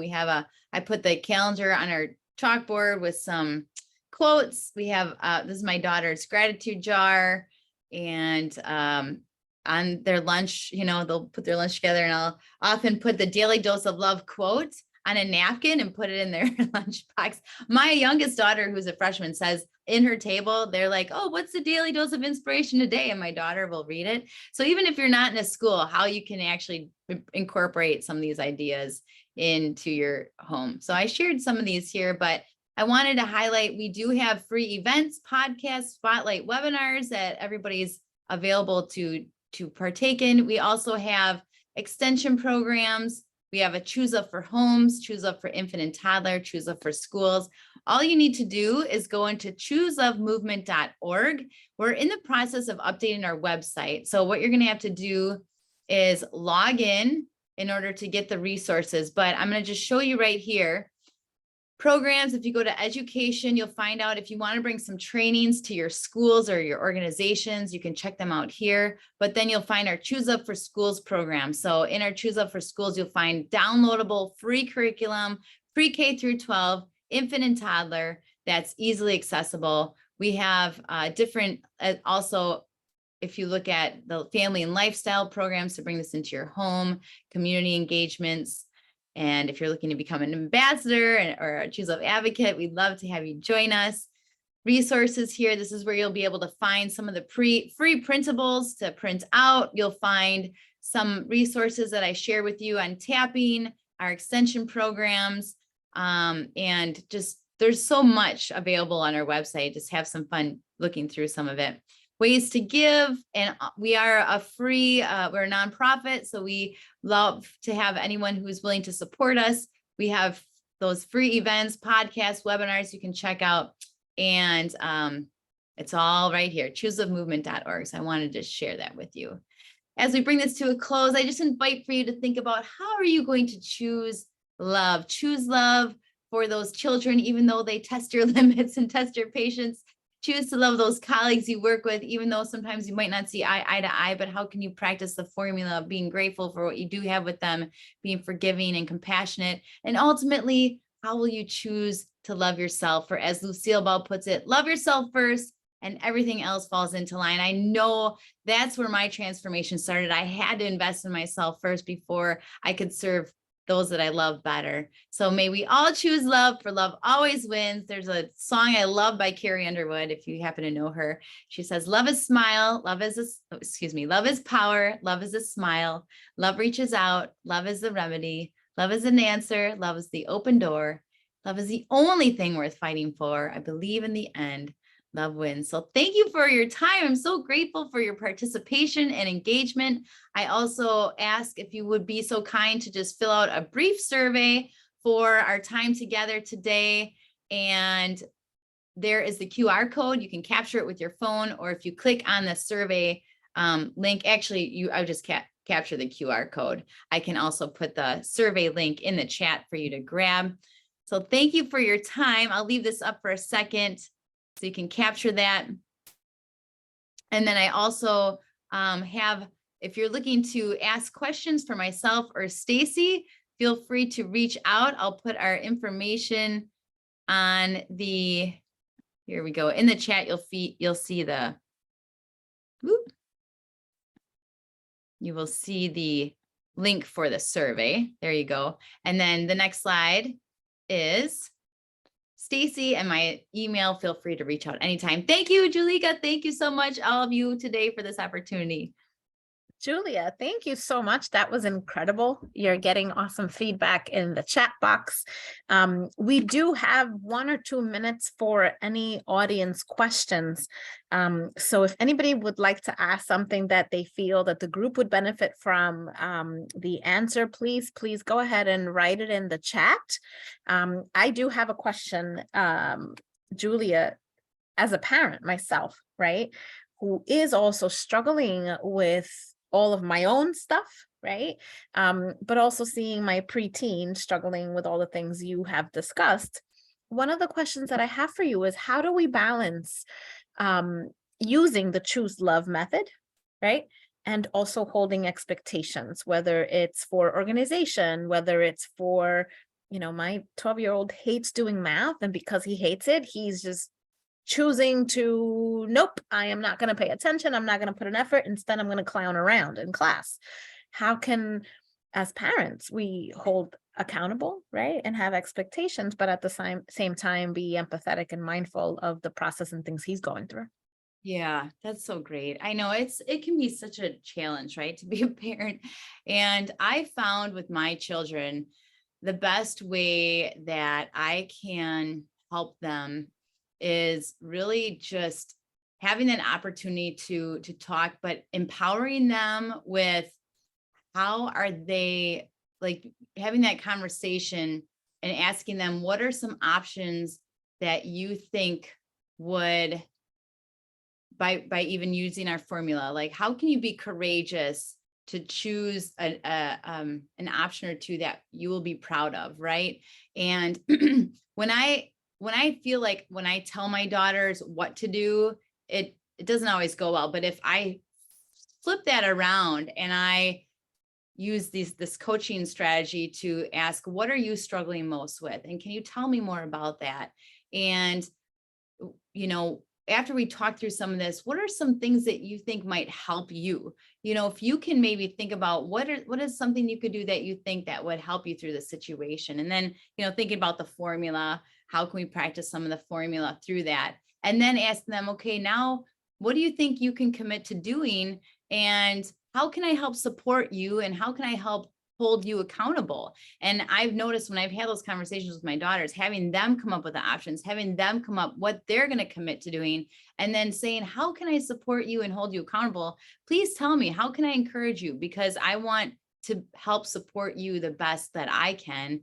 And I think when we flip that, right, and put it onto that, sometimes can be helpful. And I know it's different at different ages, but the more we model this formula, the more our children will actually, they'll start to live it too. And my motto is love wins. It's on my arm. It's on my license plate. It, you know, I had that before I even found Choose Love Movement, which is why I'm so passionate about our organization. But I think if we model this, like my daughter says, you get to, or if I'm in a moment, they say, Mom, love wins, you know, they hear it, they see it. So if we're modeling being courageous, being grateful, being forgiving, being compassionate, they're going to start to feel that and live it too. And it's, you know, we do the best we can. I think we have to allow ourselves grace because we have days that are not so good and we're ready to be like, I'm out of here.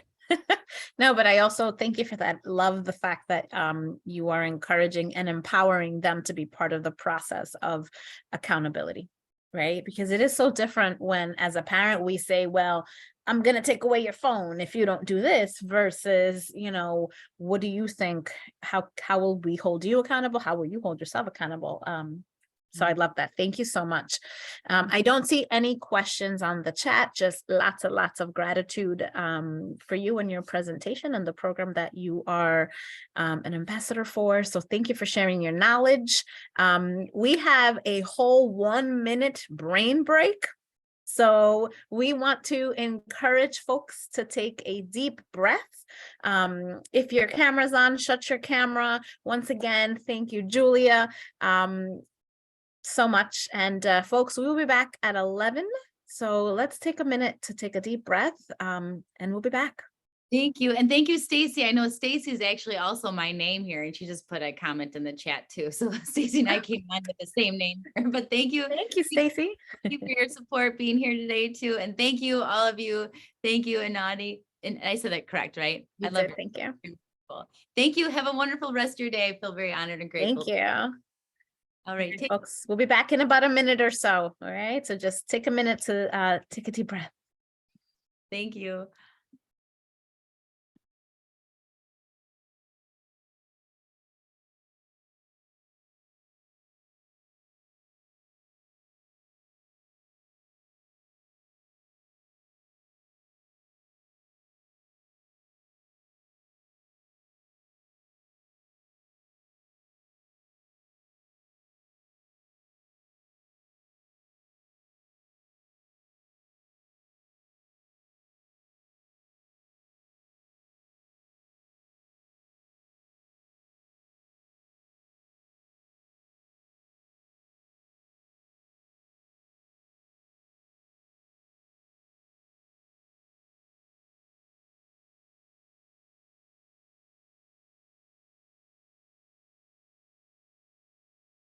All right, so let's come back.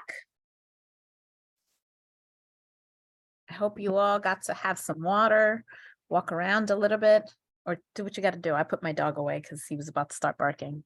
So we hope you all got to do what you needed to do in the moment.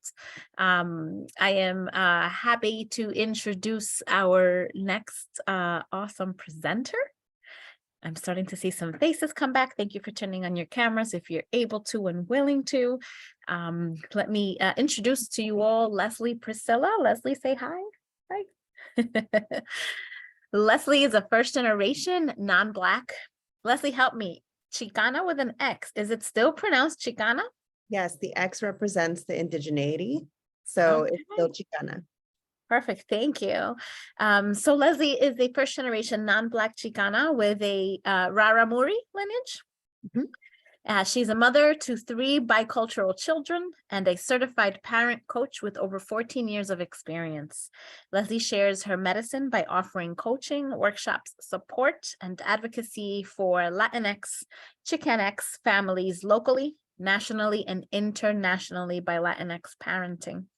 Leslie's vision is of a movement rooted in children's rights, social and racial justice, the individual and collective practice of nonviolence and reparenting, intergenerational and ancestral healing, cultural sustenance, and the active decolonization of oppressive practices in our families towards liberation. Here to discuss ending the chancla culture, decolonizing our familias, and raising future ancestors. Everyone, here's the wonderful Leslie Priscilla. Leslie, the floor is yours. Thank you so much. You know, Julika, thank you so much for having me. I'm so excited to be here. I do have co-hosting privileges, so I'm going to go ahead and share my screen at this time. Okay, everybody can see that? Okay. Okay, awesome. So thank you again. Yes, we will be talking about ending chancla culture. And for those of you that don't know what chancla culture is, by the end of this session, you will know exactly what it is, and you will know what I mean by what it is to end it. I do want to say that it is 8 o'clock in the morning Pacific Standard Time right now. So Danelia, who's also in this space, and I want to acknowledge her and thank her for all the coordination that she put into this collaboration. She texted me like 15 minutes ago, was like, "Are you awake?" Like, I just want to make sure you're awake. It's like, this might have to be done horizontally. But no, I'm wide awake. But if you see my brain skipping, it's because I don't usually facilitate this early, but I'm very, very honored to be able to do it with all of you today.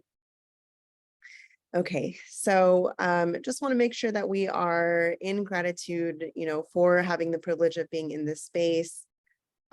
We did have a minute just before this workshop to ground. I hope that you have water around you.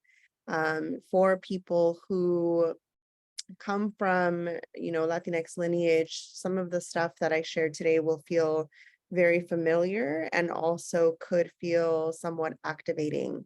And so I just want to invite you to prioritize your nervous system, prioritize the little you inside you, the inner niña inside you. And so if at any point in time, anything that I'm sharing becomes overwhelming, I encourage you to take a pause, take some breaths, and yeah, just prioritize yourself. These questions are more rhetorical. They're just for your reflection. And we don't often slow down and really get to sit with how we feel in our bodies and, you know, what our intentions are coming into the space. So the questions are, how do you feel in your body? What do you expect to receive and learn today? Right? We always have expectations walking into spaces unless we're actively ensuring that we don't. What feelings do you expect to feel?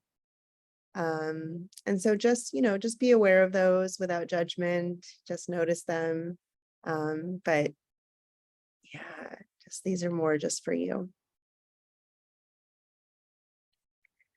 So always wanting to honor my ancestors, my elders, my maestros, those who have given me all of the lessons that I've been privileged enough to be able to share with space or with groups like yours. On the left, you'll see my ancestors, my mom in the I think it was her first communion, if I'm not mistaken. And behind her is my tita. And then in these frames are my grandmothers as well. To the right of that photo is a picture of my mom and I in Xochimilco, Mexico. My parents are both Mexican immigrants. They both came from Mexico. I'll talk a little bit more about that and the differences that I observed between them, even coming from the same country. My abuelo Lencho at the bottom, my dad and I looking, well, I'm looking cute. My dad's looking fine, I guess. But I'm looking cute in this bunny costume. And then to the right of that photo are my grandparents, his parents, Josefina Polanco and Luis Arreola. To the right are my teachers, my primary teachers, starting off with Ruth Beaglehole. I don't know if anybody is familiar with the work of Ruth Beaglehole. She founded what at the time was called the Center for Nonviolent Parenting and Education. And then that became Echo Parenting, and it is now Echo Training.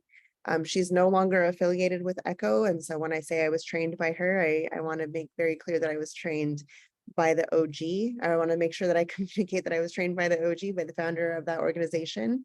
And she really gave me the framework around nonviolent parenting. She taught me what it was like to embody being trauma informed, and not only trauma informed, but healing centered. And so she offered a 100-hour certification program that I took back in 2014, and I'm so forever grateful to her. To the right of her is one of my teachers in the practice of curanderismo, Maestra Teresa Iniguez, who is in the Bay Area. And so she's really helped me to incorporate a lot of very present modalities, but also ancestral modalities that I did not have access to before learning about curanderismo. If you don't know what curanderismo is, it's Mexica or Aztec, commonly known as Aztec healing practices that a lot of us are reclaiming and a lot of us are reincorporating back into our lives after colonization, kind of removed that from our families for a long time. To the right of her is my maestra Sylvia. Sylvia has been my guide in the practice of reparenting, remothering myself, really reconnecting back to my inner child and my inner niña. If you're familiar with Latinx parenting, you know that I talk equally about parenting as I talk about reparenting and remothering and refathering. Often we just had our Brown Fatherhood series, and so we talked about what it is for men to reconnect back to their inner child as well. To the right of Sylvia is Maestra Grace Sesma, who is just a really powerful, prominent voice in our community, and also practices curanderismo as well. Below are the men who have been my teachers, Maestro, oh my gosh, see, this is the 8 a.m. This is the 8 a.m. happening.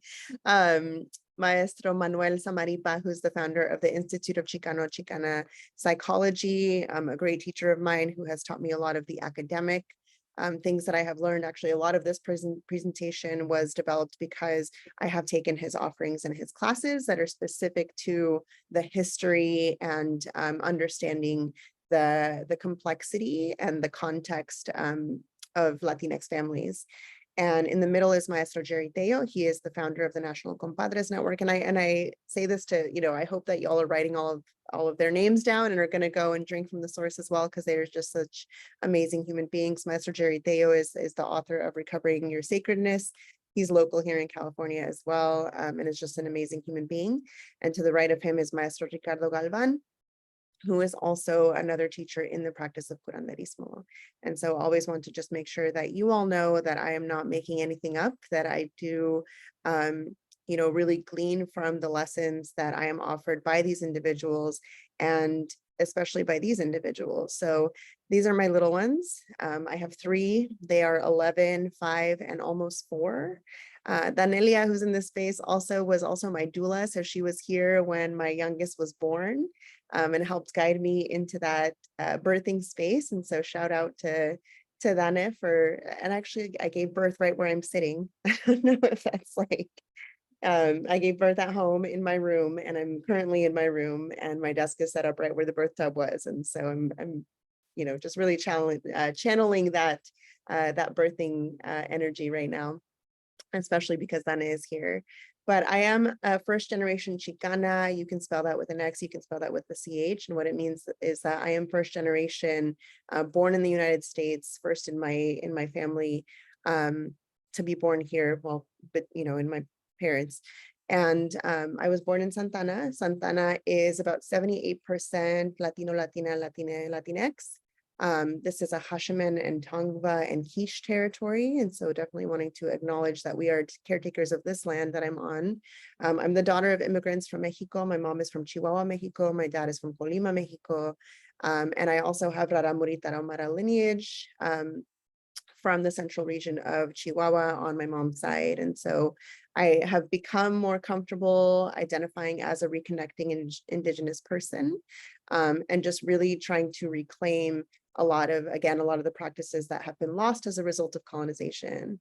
I do also want to acknowledge my privilege in showing up in this space. I am a white or lighter skin or non-Black Latina or Chicana, and I am, formally educated. I do have a bachelor's degree, and I started my master's degree, did not finish it because I had 2 babies really close together. Maybe one day I'll go back, but I am also sheltered. I'm also partnered. I am also able-bodied for the most part. I do have a broken wrist that I will show you. So for the most part, I am able-bodied today. I am a US citizen, and I just come into this space with a lot of privilege. And so I do want to acknowledge that. And I do hope that everybody, in whatever work capacity that you hold and whatever position that you hold, you're also aware of the privilege in showing up in this space, and the fact that there are a lot of people here, or there are a lot of people that are not here that maybe don't have access to this kind of information and don't have the privilege to be able to access it. And so just wanting to recognize that. And as you know, I'm the founder of Latinx Parenting, and I really started Latinx Parenting because there was no clear bridge between what I was seeing as more gentle, more nonviolent, more love-based parenting, and what I saw growing up, right? And what I saw in my family. And a lot of the practices that were normalized in my culture were very different than what I was seeing in the parenting books. And so I'm going to share more about that as we talk more about ending chancla culture. And I think I already shared about the BA and the certification through Ruth Beaglehole. So we're going to move on. Okay, so what do I mean when I say Latinx familias? This term might be unfamiliar for some of you. And so this term was created actually by queer university students. The term for me really is about inclusion. It's about ensuring that, people who don't identify within the gender binary are offered, this recognition, because Latina, Latino is very gendered. Latinx, addresses the fact that there are people that are outside of that gender binary. In Latin America, the term is Latine. And so sometimes I'll use it interchangeably. I'll say Latinx or Latine. But, even when I say Latin American people, right, or just Latinos, or often people call us Hispanics. And so I just want to make sure that everybody knows that this is not a generalization. Latinx people are very diverse, right? We cannot say all Latinx people are one way, just as we don't say, all American people are one way. So just wanting to be clear that this is not a generalization, and we are not a monolith. We are referencing, for the purposes of this presentation and the work that I do, people who are of the Latinx diaspora living in the United States. And so when you hear me talk about certain parenting trends or experiences that we hold as Latinx people, it is people living in the US. And so if I am referencing people outside of that, then I'll refer to them differently. And so when I talk about La Chancla or Chancla culture, this is really referring to power over parenting practices and relationships and expectations in Latinx families. And so these are also known as oppressive practices, authoritarian practices, power over, dominating, adult supremacist is another term that I'm starting to adopt more and more. And so this is just any dynamic that sees the adult as the power holder in that relationship and dynamic. And it also comes into play in our personal relationships, not just with our children, right? And so chancla culture, as you'll learn, also has to do with the ways that we think about ourselves, with the ways that we perpetuate, power over dynamics in our personal relationships. And so you'll hear more about that. Okay, so if you are from my culture, or if you grew up Latina, Latino, Latina, then you're probably pretty familiar with La Chancla and the way that it's being talked about on, Latino, Latina media. And so if you're not familiar with it, I'm really curious. I'm going to open my little squares here and the chat. I really want to know, is there anybody that's never heard of La Chancla, in Latinx families, or the way that it's kind of showing up in media? People are like, well, just teach us about it. Like you said, we were going to learn about it. Okay. Okay, great. Thank you, Julia. Thank you, Betsy, Barbara. Okay, wonderful. All right. So in Latinx culture, if you are in the realm of our media, at some point you're going to come across some kind of TikTok or some kind of reel, or some kind of, social media content that talks about La Chancla. And so, for example, here is this mascot, Mama Peño, she's called. And the mascot is somebody who is represented as this old Latina woman who chases her baby Peño, I don't know if that's his name, but who chases her son essentially with this chancla, with the sandal, right? So a chancla literally means a sandal. People are like, why are you anti-chanclas? I'm like, I'm not anti-chanclas if they're on your feet. I do not appreciate when they're being chucked at children, right? And so you have representations of this in this baseball team. You have La Chancla tacos. You have this choose your weapon, La Chancla, La Correa, which is about La Cuchara, El Cable, El Gancho, La Mano. So again, this is all very common. Growing up, I survived all four. We made it into Disney, right? We made it into the movie Coco with La Chancla. That was very specifically included in there to give resonance to people who watched Coco. We have the saying of andale por pendejo. That means like, that's what you get for being stupid, right? And so you have all of these memes. I survived La Chancla phone case, te calmas o te calmo, basically meaning, if you don't calm down, I'll calm you down. And a lot of these come out around Mother's Day, right? And so there is a comedian named LaJuan James who has a whole clothing line that says La Chancla raised me, right? And so he has like I just checked a couple days ago, he has like 2.7 million followers on Instagram.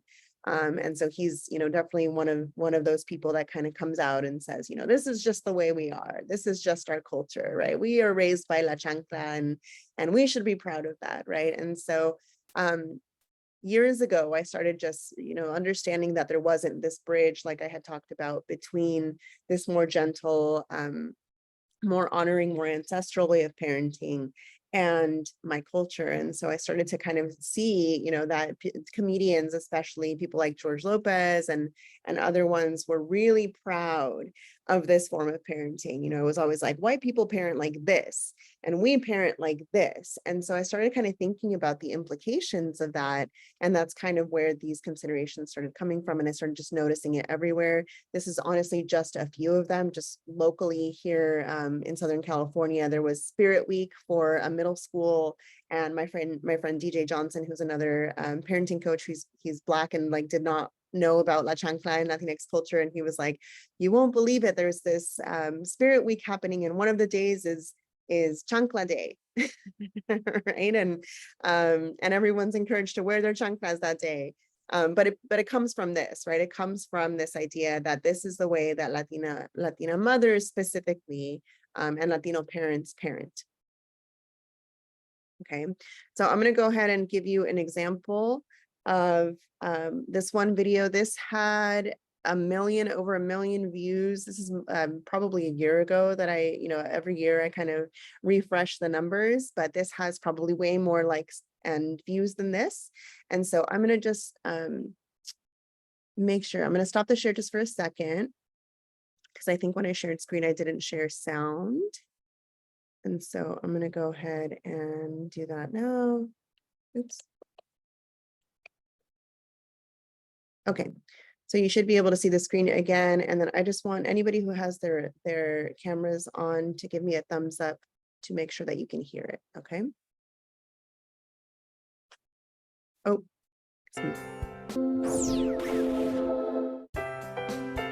okay. Can you hear this? Okay. Why are Hispanic children so well behaved?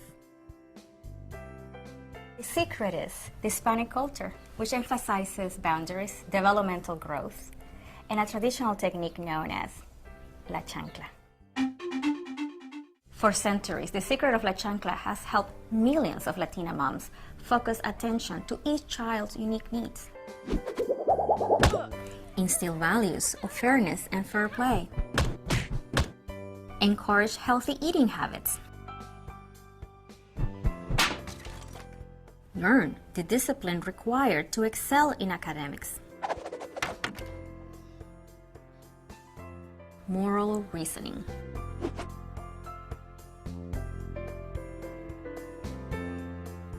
La chancla can help every parent master a truly hands-off parenting style. La chancla. Okay. So for some reason I couldn't hear that very well, but I'm glad that you all heard it. And I'm going to go ahead and stop the share just for a minute because I do want to engage in some discussion around this. My first question is just what came up for you when you watched this? And I want to also prioritize, you know, anybody who is already familiar with La Chancla, right? Because there's folks in here that had mentioned that they are not, right? They were not familiar with what that was. But I really want to hear, I want to hear from all of you. Well, we're not gonna have time to hear from every single person, but I do want to hear your reactions, right? When you see this, what comes up for you? Did you laugh? You know, was that funny for you? Was that, yeah, I am seeing that in the chat. Some people are contributing. Andrew says memories of my childhood. Yeah, Betsy says that it was seen on TikTok, wasn't aware what it was called. Yeah, and feel free to unmute yourselves. You don't have to raise your hand, but please, you know, do let me know what were your reactions, initial responses to this video. My response was just in shock because I was never hit as a child with anything, not even a hand. And being a parenting educator, when it said hands-off parenting, that's not really what we think, or I, you know, teach to my families. Yeah. Yeah. Thank you, Paula. Anybody else? Yeah, go ahead, Adara. I would share that for me, I had to shut down the put my head down a little bit because it brought memories of my grandmother, not necessarily happy ones. Obviously, she was the caretaker while my parents were at work, and definitely La Chancla and La Correa were definitely not our friends. It was a warning the minute she put it out, but more sadness because again, it didn't teach me anything other than violence, right? It didn't do anything. Quite the opposite. It actually made me more, made me bitter. Made me bring out those emotions that I, you know, wanted to put in the back of my head.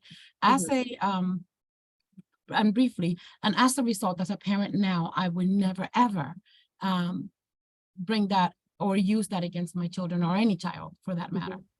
So that's it. I can go on forever, but I'm not. Yeah, no, I really value that because I think for those of us that that grew up with this being normalized, that it can generate complexity for us, right? It's like this is meant to make people laugh, right? This is really intended for people. And so did anybody laugh so that I can scold you? Just kidding. I'm not gonna, so that I can throw a chancla at you. Just kidding. Leslie, I laughed. Yeah. Tell me more about that. Yeah, so tell it's me. interesting because I laughed, and genuinely, for the record, not just the uncomfortable, and as I listened to Addie just share what she shared about the memories it brought back, I realized why I laughed. I realized that the first reaction was a connection to how I grew up. I'm Dominican, so we grew up with La Correa, but I never was a recipient of La Correa.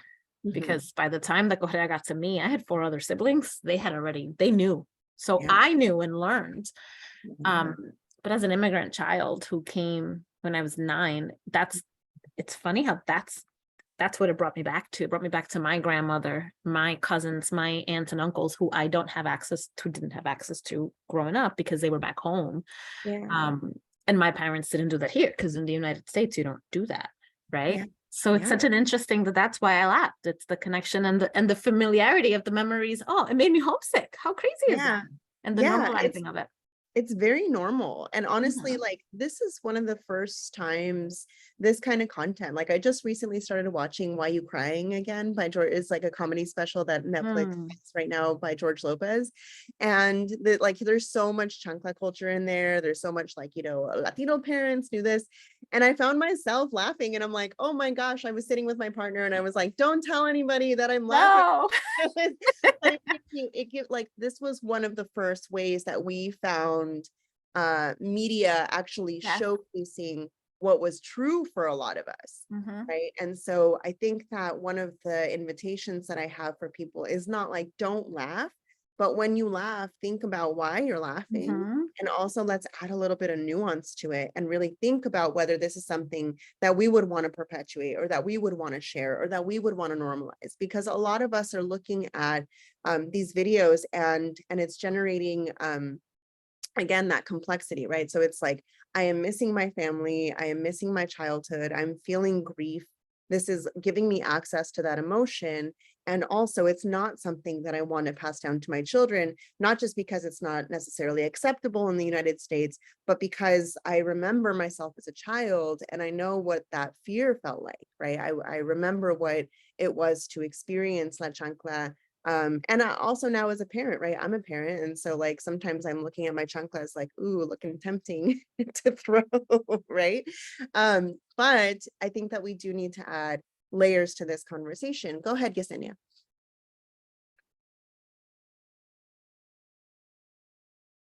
I'll just quickly jump in again while she's unmuting. I also found it to be sad because I recently, I have 2 puppies who are very large, and I've had 2 people now say, swat them with your flip-flop. You always have flip-flops or slippers on. I'm like, absolutely not. I'm not doing that. And so that made me sad to think, I don't know if that's okay to say, but I'm like, I won't do that to my puppies. And, you know, to think that this, well, I'm sure this one person who said it to me actually has hit her child with La Chancla, but yeah, that just resonated like, oh, wow, I won't even do that to my dog. Yeah. They're naughty puppies, but they'll get it. Yeah. And see, I you know, when you say like naughty puppies, I'm like, we have to deconstruct like language around behavior, right? And like, we're not gonna have time for that in an hour and 20-minute workshop. But I do, you know, I think about, and in the slide in a little bit, we'll talk about the double standard also, where it's like, why are we making content like this? But if this was the same kind of content, but it was an adult child throwing a chancla at their elderly parent, would we still be laughing, right? Would it still be funny if we were throwing the chancla at another adult, a husband throwing a chancla at his partner, right? Like we probably wouldn't laugh. And so childism and or you know, some people call it adultism, or just this idea that children deserve violence, is something that's become very internalized for a lot of us beyond Latinx culture, right? This is something that is very much in many cultures, right? And so I just want to make it very clear that this is not specific to the normalization of violence against children, is not specific to the Latinx community. But when I talk about chancla culture, I'm talking about how it manifests in Latinx communities and families. Okay. Wanting to give Yesenia opportunity. Hi, good morning. Thank you so much for talking about this topic. I am actually a therapist who treats trauma, and also an Afro-Latina woman of Dominican descent. And I laughed because I knew it was a parody on what we experience, because I can tell you, I am definitely a product of La Correa, the extension cord, the hanger, you know, all of those things. But what I wanted to really, I guess, speak on is that it's how difficult it is to work sometimes within our own communities, to reframe that narrative that, well, if I wasn't hit this way, then I wouldn't be the person that I am today. And I think that's where the biggest challenge I know in my work sometimes comes up when I'm working with people individually and as a family system. Yeah, yeah. I think it requires a lot of gentleness, especially for people who have been oppressed for, 5 centuries. Like, we have to approach this with a lot of delicacy. Eventually, we have conversations around like, okay, well, we actually grew up this way despite a lot of the things and not because of those things, right? We were made stronger because we had to be resilient in the face of some of that treatment. And I also want to say, like, my mom, right, when I gave her the tote bag that says End Chancla Culture, she was like, I wish that I had gotten La Chancla instead of what I did get. And so, I mean, she used to be beat with a horse's whip. She used to be beat, in all kinds of other items and things. And so, and this is not to say that this is like a universal experience for our parents, but she was like, that would have been a lot more gentle for me, right? And so I do want to say that what I'm seeing is that every generation does take the time to reflect at least a little bit and do better. I'm going to go ahead and acknowledge Eduardo. Eduardo, go ahead. Thank you. I just want to, 2 things I want to do. I want to, one, thank you for making that really important clarification that because we're exploring this, and sometimes I'm challenged by this, because when this is talked about outside of our group or outside of the particular group that is a cultural group that's being examined, there's a threat or the possibility, real possibility, that it's then interpreted as being universal and only or endemic to that particular population. So I want to thank you for that. And I also want to thank Jasenia, because I think that's the other point that I've often struggled with as someone who has done youth development work, particularly when we start to talk about power over dynamics and adultism as a form of oppression. It's often from people of color, and it's not just Latinx folks, but also I identify as a Black Latino. When we talk about this, it's that argument that, we are the great people that we are because we got this. And I often push back and say, well, what's to say, how much greater could we have been, or would we be, had we not experienced this level of abuse or mistreatment? And I think that the other thing that we have to also factor into this is that, and this was the conversation that preceded yours, like just how hard parenting is, right? How difficult it is. And the adage that, children don't come with instructions.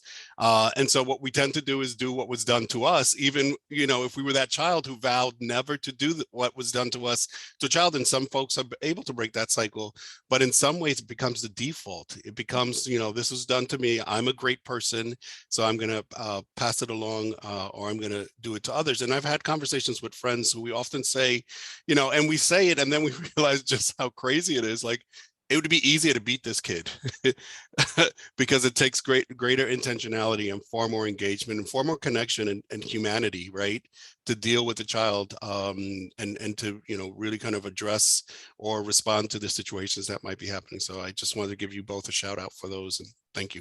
Oh my gosh, that's so valuable. That's so, yes, everything that you just said. And I think about, and the reason that I stand very firmly in advocacy of Latinx families specifically is because the challenges that we encounter as a people who have experienced not only personal trauma in our childhoods, but ancestral trauma for five centuries, working through that and healing from that as we are raising children adds a level of hardship that I think a lot of people don't realize is not experienced by people who have more privileged, either skin color privilege, class privilege, more access, right? And so I think about the differences between somebody like me who has this information, who is white presenting, who is not afraid of law enforcement, the way that say recently immigrated Haitian mama in the next aisle over, if her child is having a tantrum, her nervous system is going to experience a different level of stress than mine would in the next aisle if my child was having a tantrum, right? And so my capacity to be able to get down on their level and to use a soft tone of voice and to, really think about the brain and be patient. And this has changed, right? Because I have 2 more children, not just the one child anymore. But, thinking about the very real nervous system response for somebody who is afraid of getting attention called to them, right? And so my mom used to like pinch me and say, like, you'll see when we get home. Like, she would be smiling at me. She'd be like, you'll see when we get home, like, watch what happens when we get home. Because she was afraid that, if there was a security guard or somebody looking at her as a brown woman, and like, I'm light skinned because my dad is, but my mom looks like an Indigenous woman. And so she, there was a very real fear. That fear creates stress. That stress prevents, in a lot of cases, our people from being able to do and implement some of these tools. Right. And so we have to understand that it's not one size fits all. Right. I love gentle parenting. It really changed my world, right? Changed my life, but it did not speak to the challenges that I'm seeing in my community. I'm going to go ahead and reshare the presentation. I would love, anybody who wants to reach out to continue this conversation afterwards, please do. All right, we're going to go ahead. You see the presentation again? Okay. Here we go. So totally normal to laugh, right? I'm not going to shame you for laughing. We are coping with ambiguous feelings that we experienced growing up. We're making sense of the love and the loyalty that was felt by our parents, right? I just had this conversation with this woman who on Instagram goes by Consciously Lisa. And she was like, when we talk about loving parents and parents who love their children, and we say things like parents who love their children don't hit their children, right? But if you have ever been to the point of stress where you were tempted to use la chancla, or you use these verbal chancletazos, what I call verbal chancletazos, which is like yelling, right? And berating your children, that doesn't mean you don't necessarily love them, right? You are an under-supported, stressed out, under-resourced parent in that moment, right? And so we're making sense. We're trying to make sense of the love and the loyalty that was felt towards our parents. I'm not, condoning the behavior, but I'm saying that there's, again, this complexity. We're experiencing this shared trauma. This is also what I would consider to be trauma bonding, right? We are like, oh yeah, you experience this, I experience this too. This is so normal. But it is a bond on this trauma. And so this is, one of the messages that I kind of put forth is like, there are so many other beautiful things that we could bond over that are not our trauma, right? And it's important to acknowledge what the trauma is. But there are so many aspects to our culture that, we could talk about where we don't necessarily have to make this kind of content. It does offer us the sense of belonging and connection. And again, these were some of the first representations I saw of Latino culture in general in media, right? This kind of content where I was like, okay, like finally this is being, amplified. Whereas, before we really don't see ourselves in media. There is this double standard. What would this be like if it were not between a parent and a child, and it was between a parent and another kind of adult? And I do also place a lot of responsibility on media, right? And making sure that this content is not something that is continued to be created, because what it's doing is it's normalizing that this is how Latino parents parent their children, right? And so that is, I think, really unjust for us as a community. Okay, so let's talk about why we should care, right? Why we even place attention specifically on the Latinx community when it comes to the treatment of children and the parenting dynamics. We're a huge portion of the population, and we're I think the fastest growing population in the US. By the year 2060, will be almost 30% of the entire population. By the year 2050, 1 in 3 children will have Latino lineage. Latinx kids are also at risk for worse mental health outcomes than their Caucasian counterparts. We're 5 times more at risk for anxiety and depression. As children, when I read these stats, I was like, this makes a lot of sense to me, just remembering my adolescent self. Thoughts of suicide are up to 8 times higher for Latinx students who feel less connectedness and communication within their families. And we know that frequent use of corporal punishment reduces potential of upward social mobility because of its impact on, cortisol production and brain development, which you all might already be familiar with. But again, chancla culture is not just, right? It's not just the corporal punishment piece. I think that's like the entryway where we start talking about the treatment of children in Latinx families. But it's not just, the physical, right? It also has to do with the verbal, the emotional, any kind of harm. And actually Ruth Beagle-Hole taught me that violence, right? The definition of violence, which is connected to chancla culture, right? Is anything that hurts or harms the mind, body, or spirit of a child. Including the inner child, right? And so these authoritarian practices are culturally normative. Like the research will show that this authoritarianism is culturally normative, and I'm saying that in quotes, especially for recently immigrated families. Why would that be?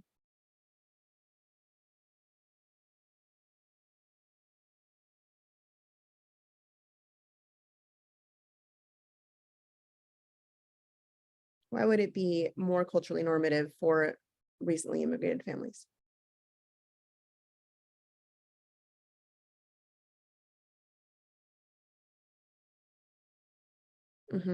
Eduardo in the chat says the stress or fear, mistrust, disconnection. Caitlin says the stress is so much higher.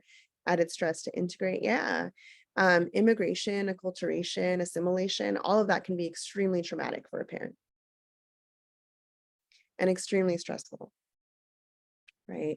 And so we see that sometimes the corporal punishment and the authoritarianism will increase after the immigration happens and maybe was not present before. Yes, definitely. Yes. And real powerlessness. Yes, exactly. So this is not just the perceived powerlessness. This is very, very real for families. And so this is why, for me, this is about justice for Latinx families, the families that we work with, the families that we are from. For those of us that come from Latinx families, we experience different levels of stress, right? Jennifer says, I finally realized that corporal punishment was just a reflection of my own anger, frustration, and loss of control. I think immigrants may have a much higher level of all three of these. Yes, exactly. Thank you so much for contributing, all of you who did. So I'm going to talk about where, this comes from, these parenting dynamics. And so when we look at pre-colonial indigenous cultures on Abya Yala, which, is the term that I use to describe Turtle Island or just, this continent, we know that more gentle parenting practices were more normative. And we know that because a lot of these cultures and these indigenous peoples, we still exist, right? Indigenous people still exist. You look at Mayan culture and there's a lot of gentle parenting practices, right? We have baby wearing, we have bed sharing, we have extended breastfeeding, all of these things. And so we know that a lot of these more gentle parenting practices are actually indigenous parenting practices. And what happened, and I learned this from Robin Grill, who wrote Parenting for a Peaceful World, is that a lot of the conditions around the treatment of children in harsh ways come from Europe, right? They were brought, right? And, children and adults, when colonization began, were subjugated. And so this is something that Latinx families ended up adopting into, right? Indigenous peoples ended up adopting a lot of these practices into their families for survival. Excuse me. Religion is one aspect of, hang on one second, I'm gonna drink some water, and I only have one hand to do it because my wrist is broken, so give me one second. I will never say that religion is bad, and I'll never say that religion is universally harmful. I will say that it has been used as a tool for conquest. I will say that it has had a huge influence on concepts of sin, of concepts of purity, redemption, on who deserves punishment, on who deserves heaven, things like that. Mind you, I went to Catholic school, my entire life. So from kindergarten through 12th grade, I was in Catholic school. And it offered me a lot of good things. And it also created conditions in me where I thought that if I had needs that went against my parents, that I was a sinner and at risk of going to hell. And so there were a lot of elements to growing up really religious that that were harmful, right? I'm not saying again that this is the case for everybody, but I am saying that we have to include the fact that a lot of the colonization that happened was sanctioned by the church, right? A lot of the murder and attempted genocide of Indigenous people were attempted because it was endorsed by the church, right? And so this idea of who is good and who is bad often comes from religious roots. This idea also of honor thy mother and father. I remember my mom behind her sink would have the 10 commandments. It was this like gold plated, it was like a wooden like oval, and then it had like a gold plated piece on it that had the 10 commandments like on a scroll. And so I remember just looking up at this and like studying these commandments and being like, okay, honor thy mother and father meant that I can't talk back, right? Respeto, respect, like this obedience had to come through. Otherwise, I was at risk of being a bad Catholic girl, right? That's really what it was. It was like you couldn't really speak your needs as a child, because if you did, you were at risk of being seen as bad or disrespectful. And so I definitely want to acknowledge religion. Again, I'm never going to say religion is universally bad, but we do also have to look at the very real effects that it may have had on some of our families. Again, Indigenous traditions, kinship traditions, right, is that children should be included, that they're, worthy of collaboration into the family. Parenting is a partnership. There's this shared goal. We have our support system. So these are aspects of collectivism. And so there's this continuum of collectivism and individualism, and Indigenous peoples and Indigenous cultures are seen as more collectivist. Just opening the chat. Betsy says parents over controlling children since so much of the rest of their lives and humanity has been stolen from them. Yes, thank you. And Eduardo said spare the rod, spoil the child. Yes. So a lot of things, are justified. I would say that there's a lot of justification of the treatment of children from things that are referenced in the Bible. Okay, any thoughts about this? I always want to pause here and just make sure that people are digesting it okay, and wanting to check in. How are you feeling? Any reflections coming up for you?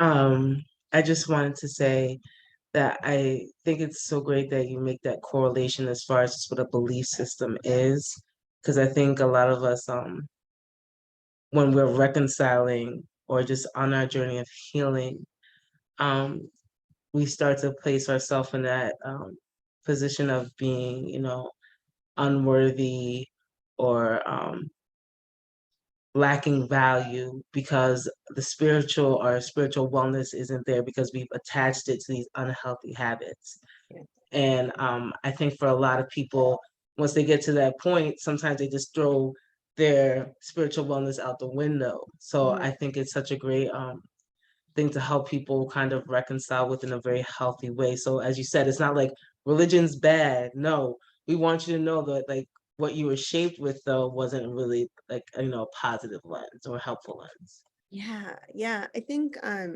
any kind of dogma, like any kind of like this is the way, I feel like that sometimes can be really divisive, and prevent us from having more heart-centered, more spirit-led conversations. Gandhi said, and Gandhi had, issues also, but Gandhi said, I like your Christ, I don't like your Christians. And that's not to say like I don't like Christians, but there's something that he's communicating there where it's like the values, the universal values of unconditional love, of acceptance, of belonging, like those don't belong to any one religion. Those are spiritual values. Those are things that all of us have access to. Like we all have access to redemption. We all have access back to our sacredness. regardless of whether or not you were baptized, regardless of whether or not you were, brought up in one religion or another. And so I think that there's a lot of unlearning that a lot of us have to do in order to be able to connect back to that sacredness. Thank you so much, Pierre Marie. I love your name, by the way. It's so beautiful. Thank you so much. Eduardo. Yeah, I also appreciate that, because I think that, and this is, dogma in whatever form or indoctrination in whatever form, I think really reduces things to a very simplistic either or dichotomy that, that does not necessarily value, appreciate, or respond to the complexity. And talk about parenting and talk about complexity. There's this, it's not black and white, it's not clear. And I think that in many ways, when we are indoctrinated to only see things as either or, it limits our options. It limits, our not just our options, but our capacity and our potential in many ways. So I also appreciate the way in which you're bringing this into this conversation. Yeah, I mean, religion has also helped a lot of our families survive, like this is what has given a lot of our families hope, the ability to look forward and to say like, we're okay. I had this really interesting experience where I was talking to my maestra Sylvia, and I was like, wow, I grew up in so much fear. And I also had this idea that was really ingrained and really internalized that no matter what, I would be okay. Right? That no matter what, that there was something that had my back, something bigger than myself, something outside of myself that was always able to hold, me and my experiences, and that I would be okay. Right. And so I had this like dual experience in me where I was just like, oh man, I'm feeling so much grief over the fact that I grew up with so much fear. And I'm so grateful that I grew up with this idea of having connection to something bigger than myself. And so yes, a form of resilience building. Thank you, Yesenia. Yeah, and so it can be pretty complex in that way. And so this is kind of the invitation, right, with this work, is that I want us to think about these things not in a binary way, not in a black and white way, not in a dogmatic way, because that's just not the more liberated and the more like decolonial way to go about it, right? We can't subscribe to the dogmas. Yes, thank you, Dane. Stacy says great discussion. Oh, okay, no problem. All right, here we go. So I would love somebody to read this out loud, somebody that's not me, so that I can drink some water while you read it. I'm wondering if somebody would feel comfortable reading this out loud.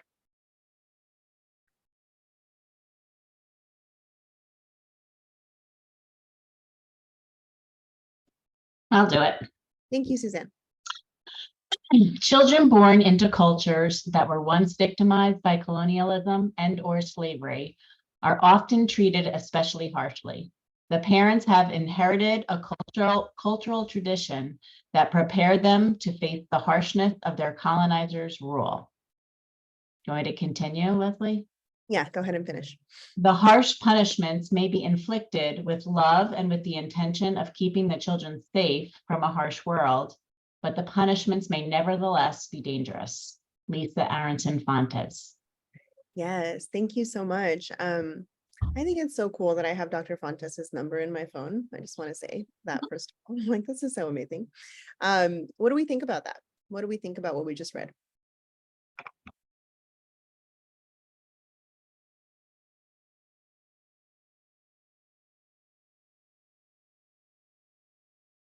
How does that land with you?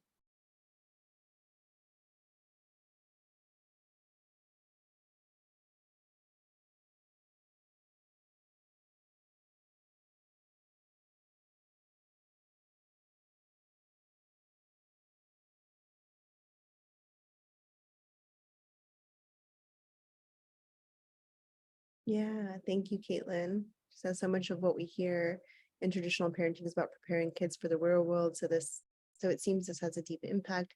Behaviors and patterns of survival are born out of our response to the environments in which we live. Exactly. Stacey Patton, Dr. Stacey Patton talks about this in her book, Spare the Kids. Dr. Joy DeGray talks about this in post-traumatic slave syndrome.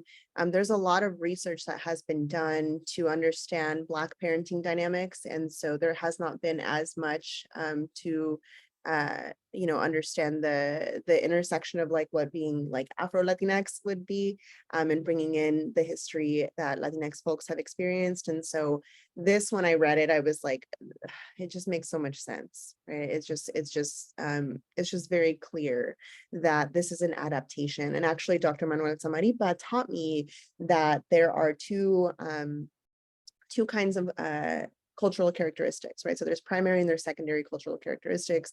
The first one is an adaptation. I mean, the first one is just like what comes from the culture. So the example that he gives is corn tortillas, right? Corn tortillas were something that were pre-colonial, right? Corn was something that was on this land already, that we didn't necessarily adapt into our families, that it was here.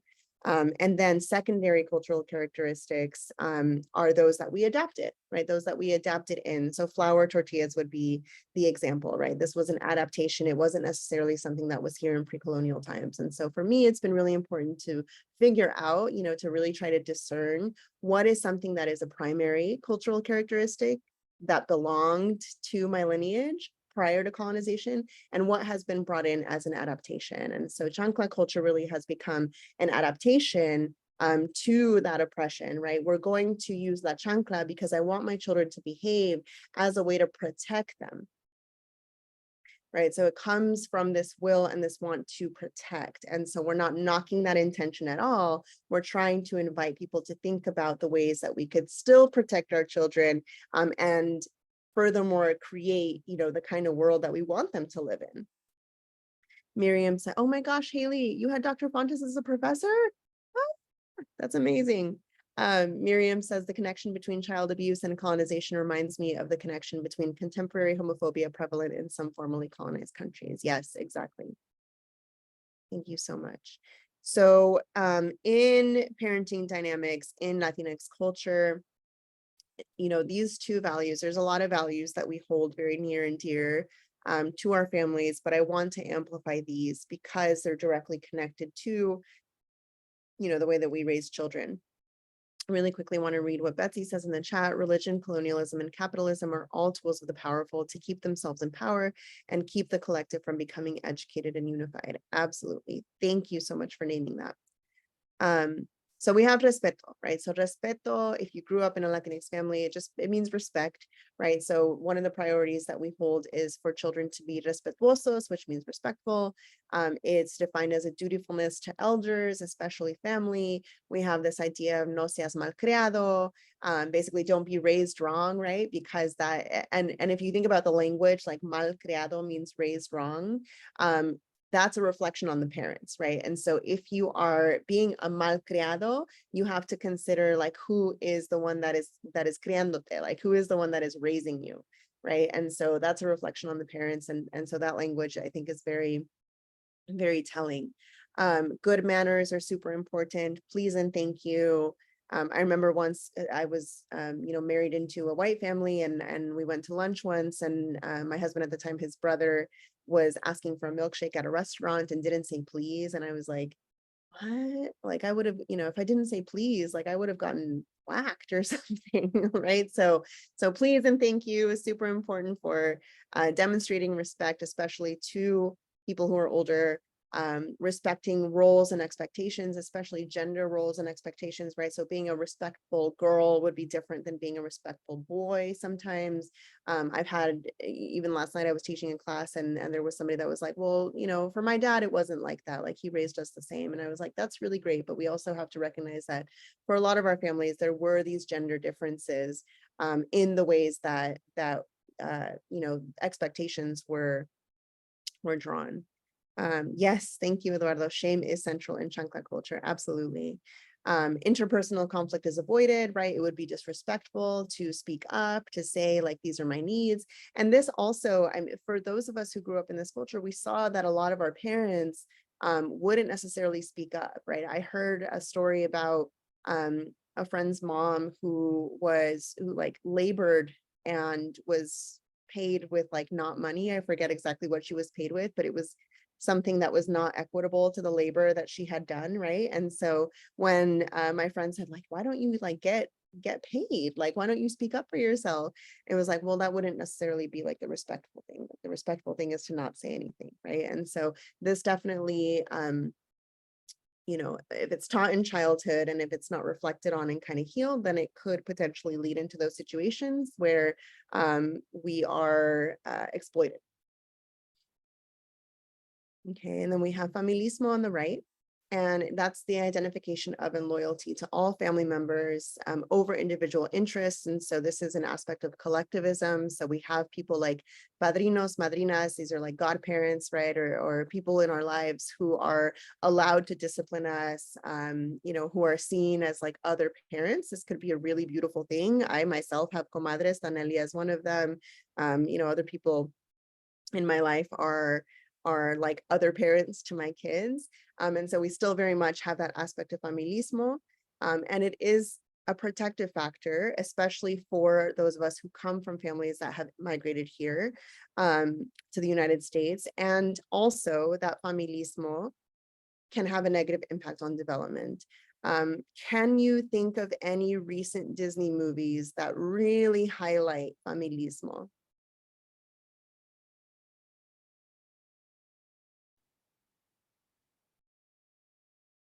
Welcome to the family Madrigal, the home of the family Madrigal. Okay, so I wrote like 3 pieces on Encanto because I was like, yes, there's so much here. Yes, Coco also, exactly.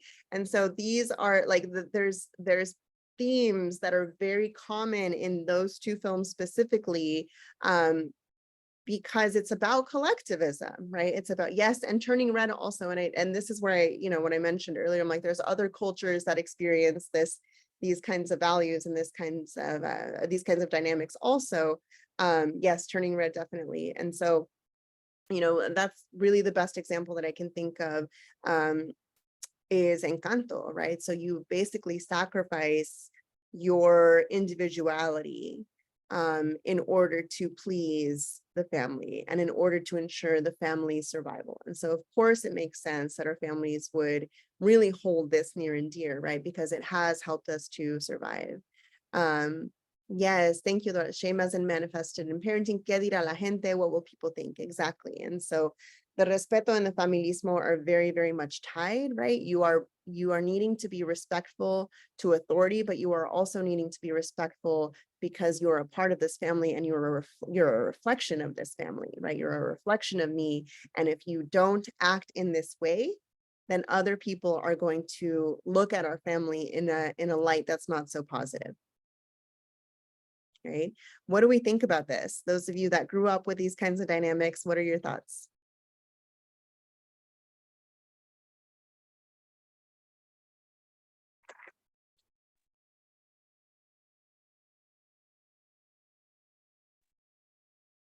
I can share. Yeah, please. Earlier you used the word, you said complexity, and that's it, right? It's the back and forth. Oh, Eduardo's saying it's exhausting. It is. It's so exhausting trying to hold on to your family values, your cultural values, your all of it, right? Your identity, your self of identity, and how that's tied to our individual cultures. But on top of that, knowing what we know, because we know so much now and we have so much access to doing things better and different. Yeah. Right. So it's a back and forth. One of the things I can share, so my children are white, right? Their dad is white and my children present white, but they are very connected to their Dominican heritage. And part of the conversations that we have back and forth is, you know, but they still look white, right? Yeah. And for all intents and purposes, they are.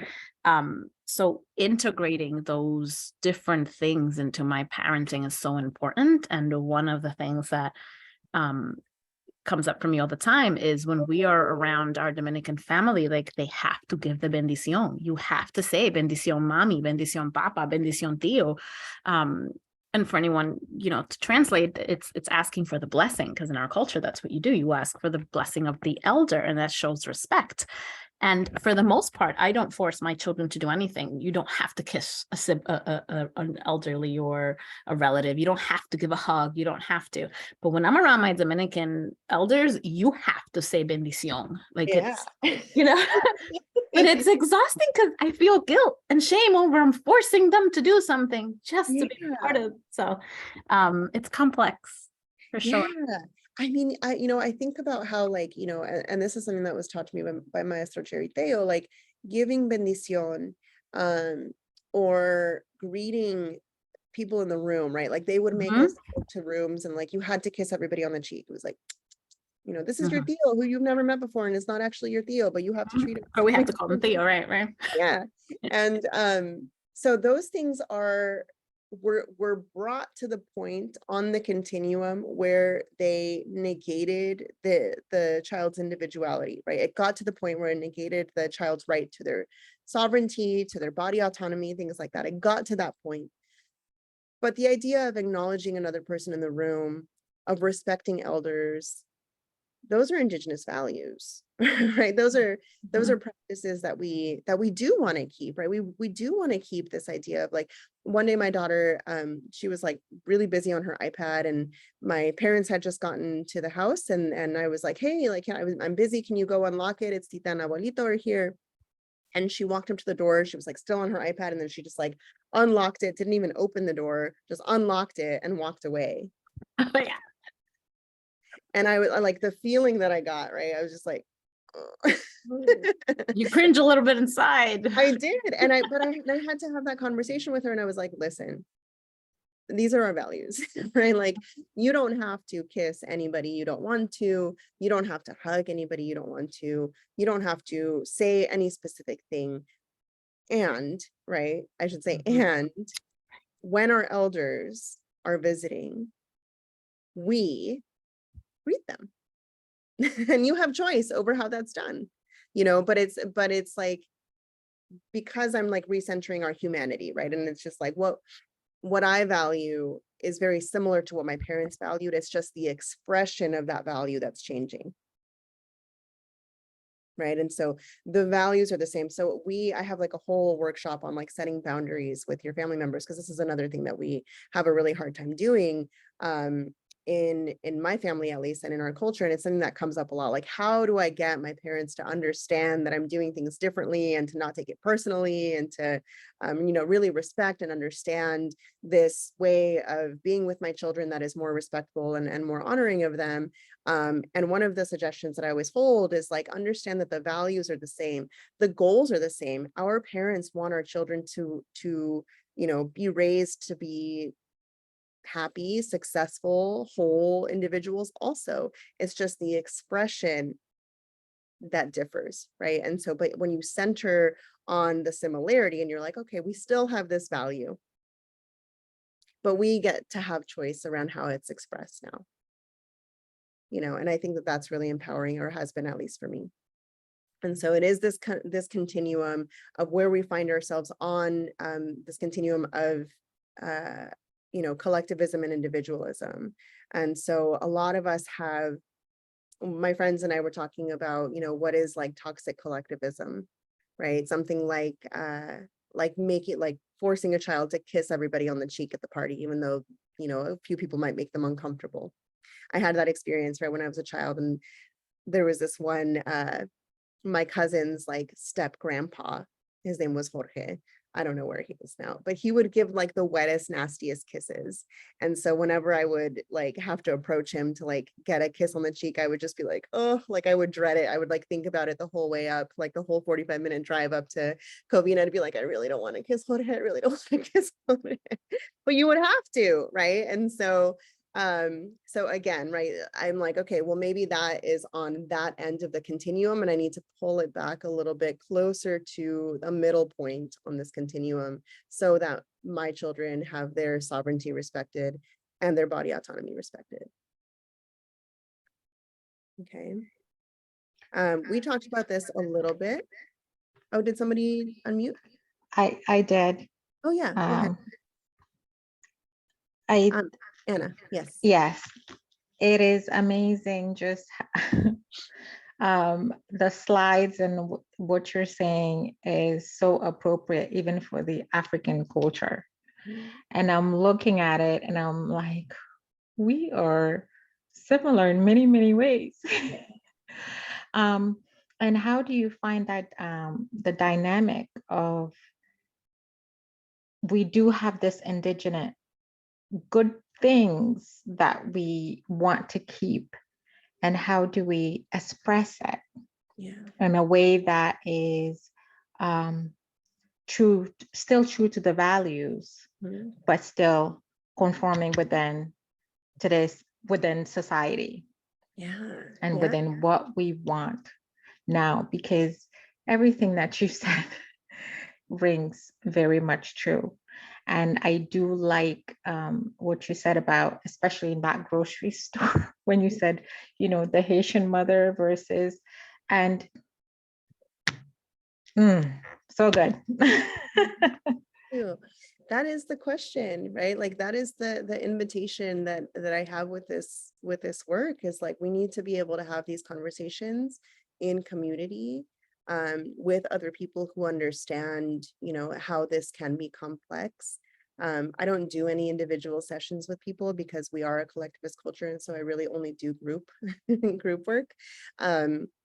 I think a lot of it also has to do with, and I'll share this in a little bit as we wrap up, but reconnecting to that version of ourselves that's still living within us, that I call the inner child or the inner niña, and really, being in community with that version of ourselves, and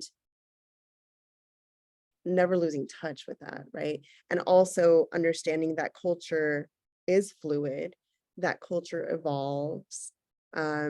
My maestro Manuel always says, culture evolves. Like we're not the same culture we were 100 years ago, 200 years ago, right? And so we have choice in how our culture evolves. And I think as long as we stay really rooted and really grounded, and we, we kind of do our own inner work, the answer is not simple. It's going to be different for every person. But I think that as long as we're prioritizing, right, staying connected to the beautiful elements of our culture, and shedding away things like violence and the normalization of violence in a lot of our cultures, I think that I see a beautiful future for us, right? I really see this vision of liberation for communities who are really decolonizing, right? Like we really are decolonizing. And so I've spoken a little bit on migration effects of discipline before, but just wanting to reemphasize that this adds a layer of hardship. And it is, the ways that we have seen immigrant parents and the dynamics with their children. It's very, very loving, right? There's a lot of warmth. And you see this also in the movie Coco, right? Where the grandma is approaching Miguel and she's like, do you want more? I think she's like serving tamales or something. And she's like, do you want more, mijo? And he's like, no, I think I'm full. And then she's like, do you want more? And he's like, okay.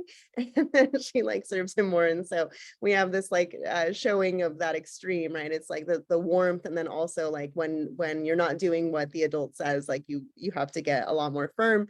But that firmness has evolved into that authoritarianism that again is to be the intention is to be protective against this unknown external system. And so there is this righteous and justified lack of trust, lack of confianza, because our families have experienced things like child removal. And I'm talking, Black families, Black and Indigenous families, and families of the global majority and families of color have experienced child separation in a lot more frequency, and still in present day, right? There's still a lot of fear, and that fear is very justified based on just looking around at what's happening in the world, right? You see what's happening at the border, and you see that fear, a lot of that fear is still very valid. And so while the intention is the safety, protection, family togetherness, and separation, the unintended consequence is the risk of violence, right? And the risk of disconnection to the child, and this feeling of lack of connection to the parent, right? And so we really, really want to reinforce that there are other ways, right? There's ways to stay connected to our children when we're staying connected to ourselves. And so I recently worked with a group of mothers who were recently immigrated, and that was beautiful. I mean, I threw out the curriculum and I was like, let's just talk, let's just figure out what is happening. And it was a lot of this, you know, it was just a lot of like, well, I'm scared. And so it wasn't even about parenting, right? It was about just like, let's just work with our bodies. Okay, like, let's talk about what we can do to really like settle our nervous systems, because a lot of us didn't have models for what it looks like to settle your nervous system. Right. And so that's one of the first steps. Immigration and acculturation stressors exacerbate reliance on authoritarian discipline. I do place a lot of responsibility on systems and institutions, which is why I'm so grateful whenever we have partners like Mid-Hudson Chocolate Milk and Cornell, because this is, you know, what's needed. Right? These conversations are what's needed.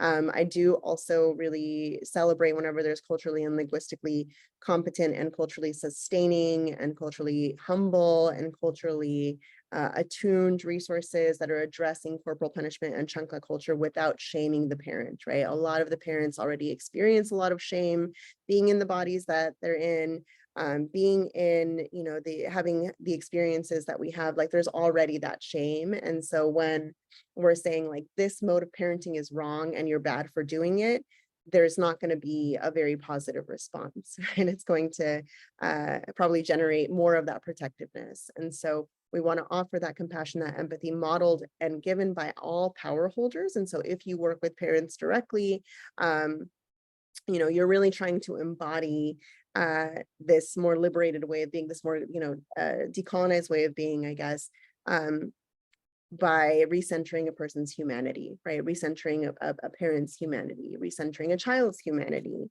And also just really understanding that this is political, right? This is a political conversation, and that we have to also be advocating for the things that are going to reduce stress for Black, Latinx, Indigenous, you know, families. And so this is concrete assistance, right? Concrete resources that resolve the real life obstacles that cause that stress. So ending chancla culture is a movement and a practice. These are just some of the suggestions, right? In the series and in the courses that I teach, we go into all of these in depth.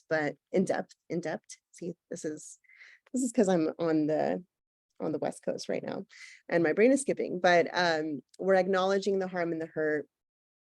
I think that that's a really, you know, that's first intentionally, because a lot of times it feels disrespectful to our parents in a culture that is so, you know, so prioritizes respect.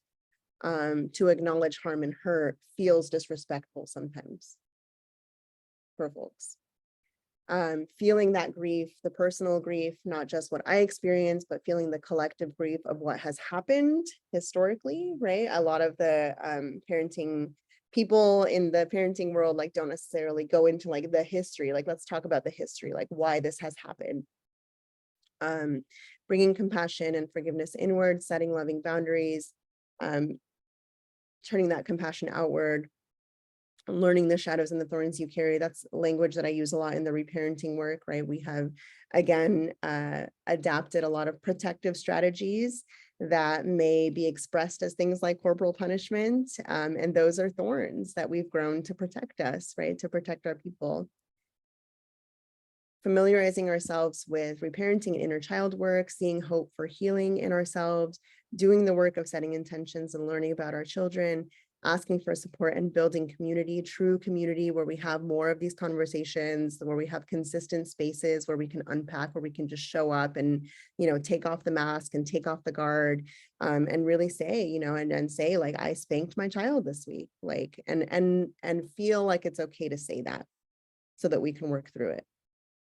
Right. And really acknowledge that all of us have the capacity to be violent, right? Nobody's sitting on a high horse being like, I'm a perfect parent, right? I'm very, very aware that like I have a lot of work to do still, right? And so coming into spaces and really recognizing that like all of us are imperfect, but as long as we are being really open about those things, then there's a lot of room for healing and growth.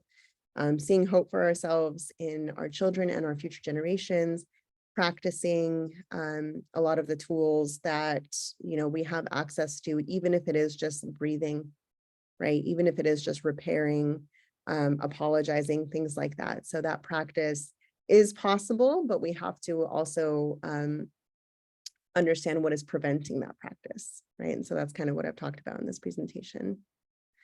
I'll end with this tweet. Ending chancla culture is synonymous with the rebirth of a culture of healing and wholeness for our community, our comunidad. Ending chancla culture is synonymous with decolonizing our familias. Ending chancla culture is social justice and human rights for Latinx kids. If you ever wear this tote bag, if you ever, want to wear a tote bag rocking the End Chancla Culture message, you may get some pushback, right? Especially if you go into any setting where there's a group of Latinx people, they might be like, what? Like, what are you doing? Just going back to read some of the comments. And if you are a parent, we have this series that's available. It's evergreen, so you can access it whenever. And then Danelia reminded me to share that if you are a person that works with parents, Latinx parents specifically, and you want to become more culturally sustaining, more culturally humble, and just understand this on a much, much deeper level, I do offer a training that is an 8-hour training. I'm going to be offering it on the 25th and 26th of this month. There are payment plans, there are student rates, we try to make it as accessible as possible. We also offer CEUs, but only for California folks at this time. And yeah, I just hope that y'all keep, and I don't know if that is available to drop the link to the intensive in the chat so that y'all can check that out. There's other workshops that you can access to, and I'll drop the link in a little bit. But I do want to end with this quote, which I don't know who said it. I've never been able to find the source to be able to give them credit, but it's heal so we don't have another generation of trauma passing itself off as culture. And Dr. Resma Menachem talks a lot about this as well. So I'm going to go ahead and stop the presentation. I know that we're a little bit over time, but I just want to ask if anybody has any reflections or any questions that they want to share. Leslie, I just want to say, while folks are thinking and gathering their thoughts, thank you so much for sharing your genuineness, sharing your expertise and all of the resources and the history of so many of us. Thank you for helping us be seen. Such a good feeling. So thank you for that. So we have a few minutes for any questions from the audience. So feel free to put them in the chat or jump into the conversation. While folks are thinking, I wonder, Leslie, the website your site is being shared there. One of the questions that I had was, and I'm wondering if the answer is over there. How do we find resources, right? If I want to send this information to my tia, to my prima, who, continues the chancla culture, it's difficult. I find it difficult. I think about the previous presentation, right? Which was also so excellent, the love movement and choose love. And, but after hearing you, it's like, oh, that's what I was missing. That's the, right. It's the, but why, what are the challenges that I have? Why do I want to raise my voice? Why is that my first go-to? And then how do I combat that? I want to choose love. But how do I address the things that I had to first, right? Coming from the history that we have. So resources, are they in your website? Yes, girl. I figured they were, I'm just thinking of my comadre. I just texted her. I'm like, comadre. Well, they're in Spanish too. Like all the workshops that I run have the Spanish interpretations available along with them. So when you get any of the presentation, Ending Chancla Culture, this one is also available. You can get it. It comes with an ebook also, and then the presentation is interpreted. There's an interpretation that you get as a thank you. And so I'm beautiful. There's a boundary setting workshop, there's the reparenting workshops. One of them is called Healing the Madre Wound. A lot of us have really complex relationships with our moms. And so I developed Healing the Madre Wound for that. And there is Decolonized Nonviolent Parenting, which is kind of like the part 2 of this, where it's like, okay, so what do we do then? Right? So that's all in our escuelita. Dana says invite them to a class with you. I want to bring Dana on if you're open to it, Dana, because Dana has actually taken a lot of these classes with her mom.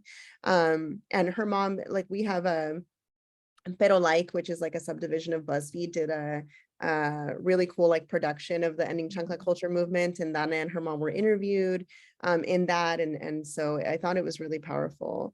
Oh my gosh, I saw that. Dana, that's you. You're like famous then, because I saw that. Yeah. She was like our spokesperson also. Go ahead, Dana. Hey everybody, I'm Danelia. And yeah, I am an unpartnered parent. I don't like to call myself a single parent because I truly believe in community care, and I've surrounded myself with a bunch of amazing people who actually helped me raise my child in community in the village, as Leslie mentioned earlier. And so I refer to myself as an unpartnered parent, but I do have my mom she's my next door neighbor, and we live in a duplex situation. It's really great. And so when my daughter was younger, we actually took Leslie's class. And yeah, it was just a game changer for us, because what we're finding is that a lot of this work, as much as we are going to these classes to try to better ourselves and to really try to learn different ways to connect with our children rather than correct them. And what we find is that most of the participants end up leaving with a huge amount of self-reflection tools, because it's really less about how we control our children or try to discipline our children. And it's more about how we try to regulate ourselves, and how we are trying to deal with our own triggers and our own trauma and our own projections onto our children. So that was really helpful for me and my mom, of course, because, she was raised in Chancla culture. She was adultified very young, and, she has a lot of her own trauma and struggles. So it's been really magical for our family to have a better sense of understanding around what our values are in raising children. So definitely check out our offerings at the links that we shared, and I'm sure there's something for everyone if y'all are interested in continuing to learn with us and grow with us. Thank you. Thank you for so much. sharing that. Yeah, most of the people on my team were people who are my friends. They're like my best friends, and they took my class. Like Carissa, who I think you were in touch with also, Julika, was took my class in this room that I'm in right now. I'm in my master bedroom right now, and my husband would clear out, all the furniture, and I would go and get folding chairs from Ashley's Party Supplies and set them up every Saturday morning. So I mean, I'm in it for the long haul. And I do hope that, especially if you are working with Latinx families and you're finding yourself unsupported, when it comes to the cultural humility piece, like please take the professionals intensive. There's a part 2 that I'm developing right now. I mean, a level 2 that I'm developing right now for more practical things, but I do want to just encourage y'all to take a look at the Escuelita page, see if there's, anything that calls to you, and to be in touch, right? Just like keep being in touch with us.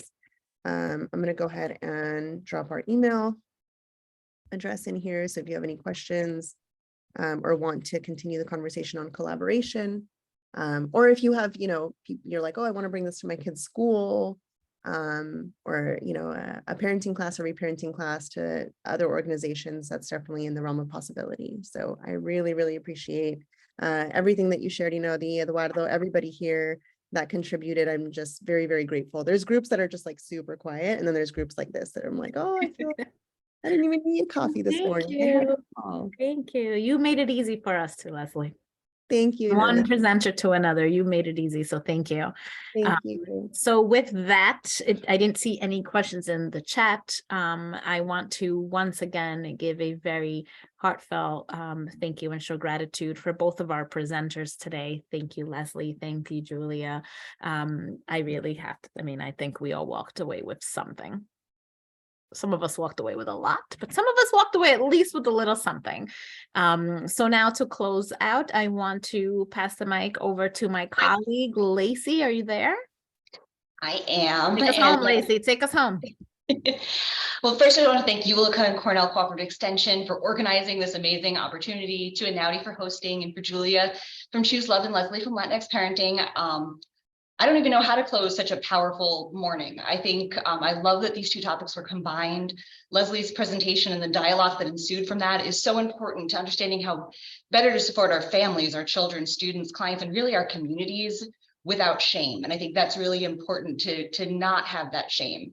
mean, really, how powerful is it for us to acknowledge that it's possible to change the narrative around parenting, to acknowledge the history, which is often ugly, the impact of generational trauma, and the role of La Chancla culture, but other violent cultures. My grandmother was from Ukraine. She moved here when she was 2. Her wooden spoon was on her wall at all times for her 4 children. So, and I think we have to acknowledge those things, and it's not a lack of love. And that's why it shouldn't be shameful, but that there are things that we need to change. That the amazing adults that we work with every day are not a product of that culture, but are a product of the resilience that children have that often brings them through that despite those things.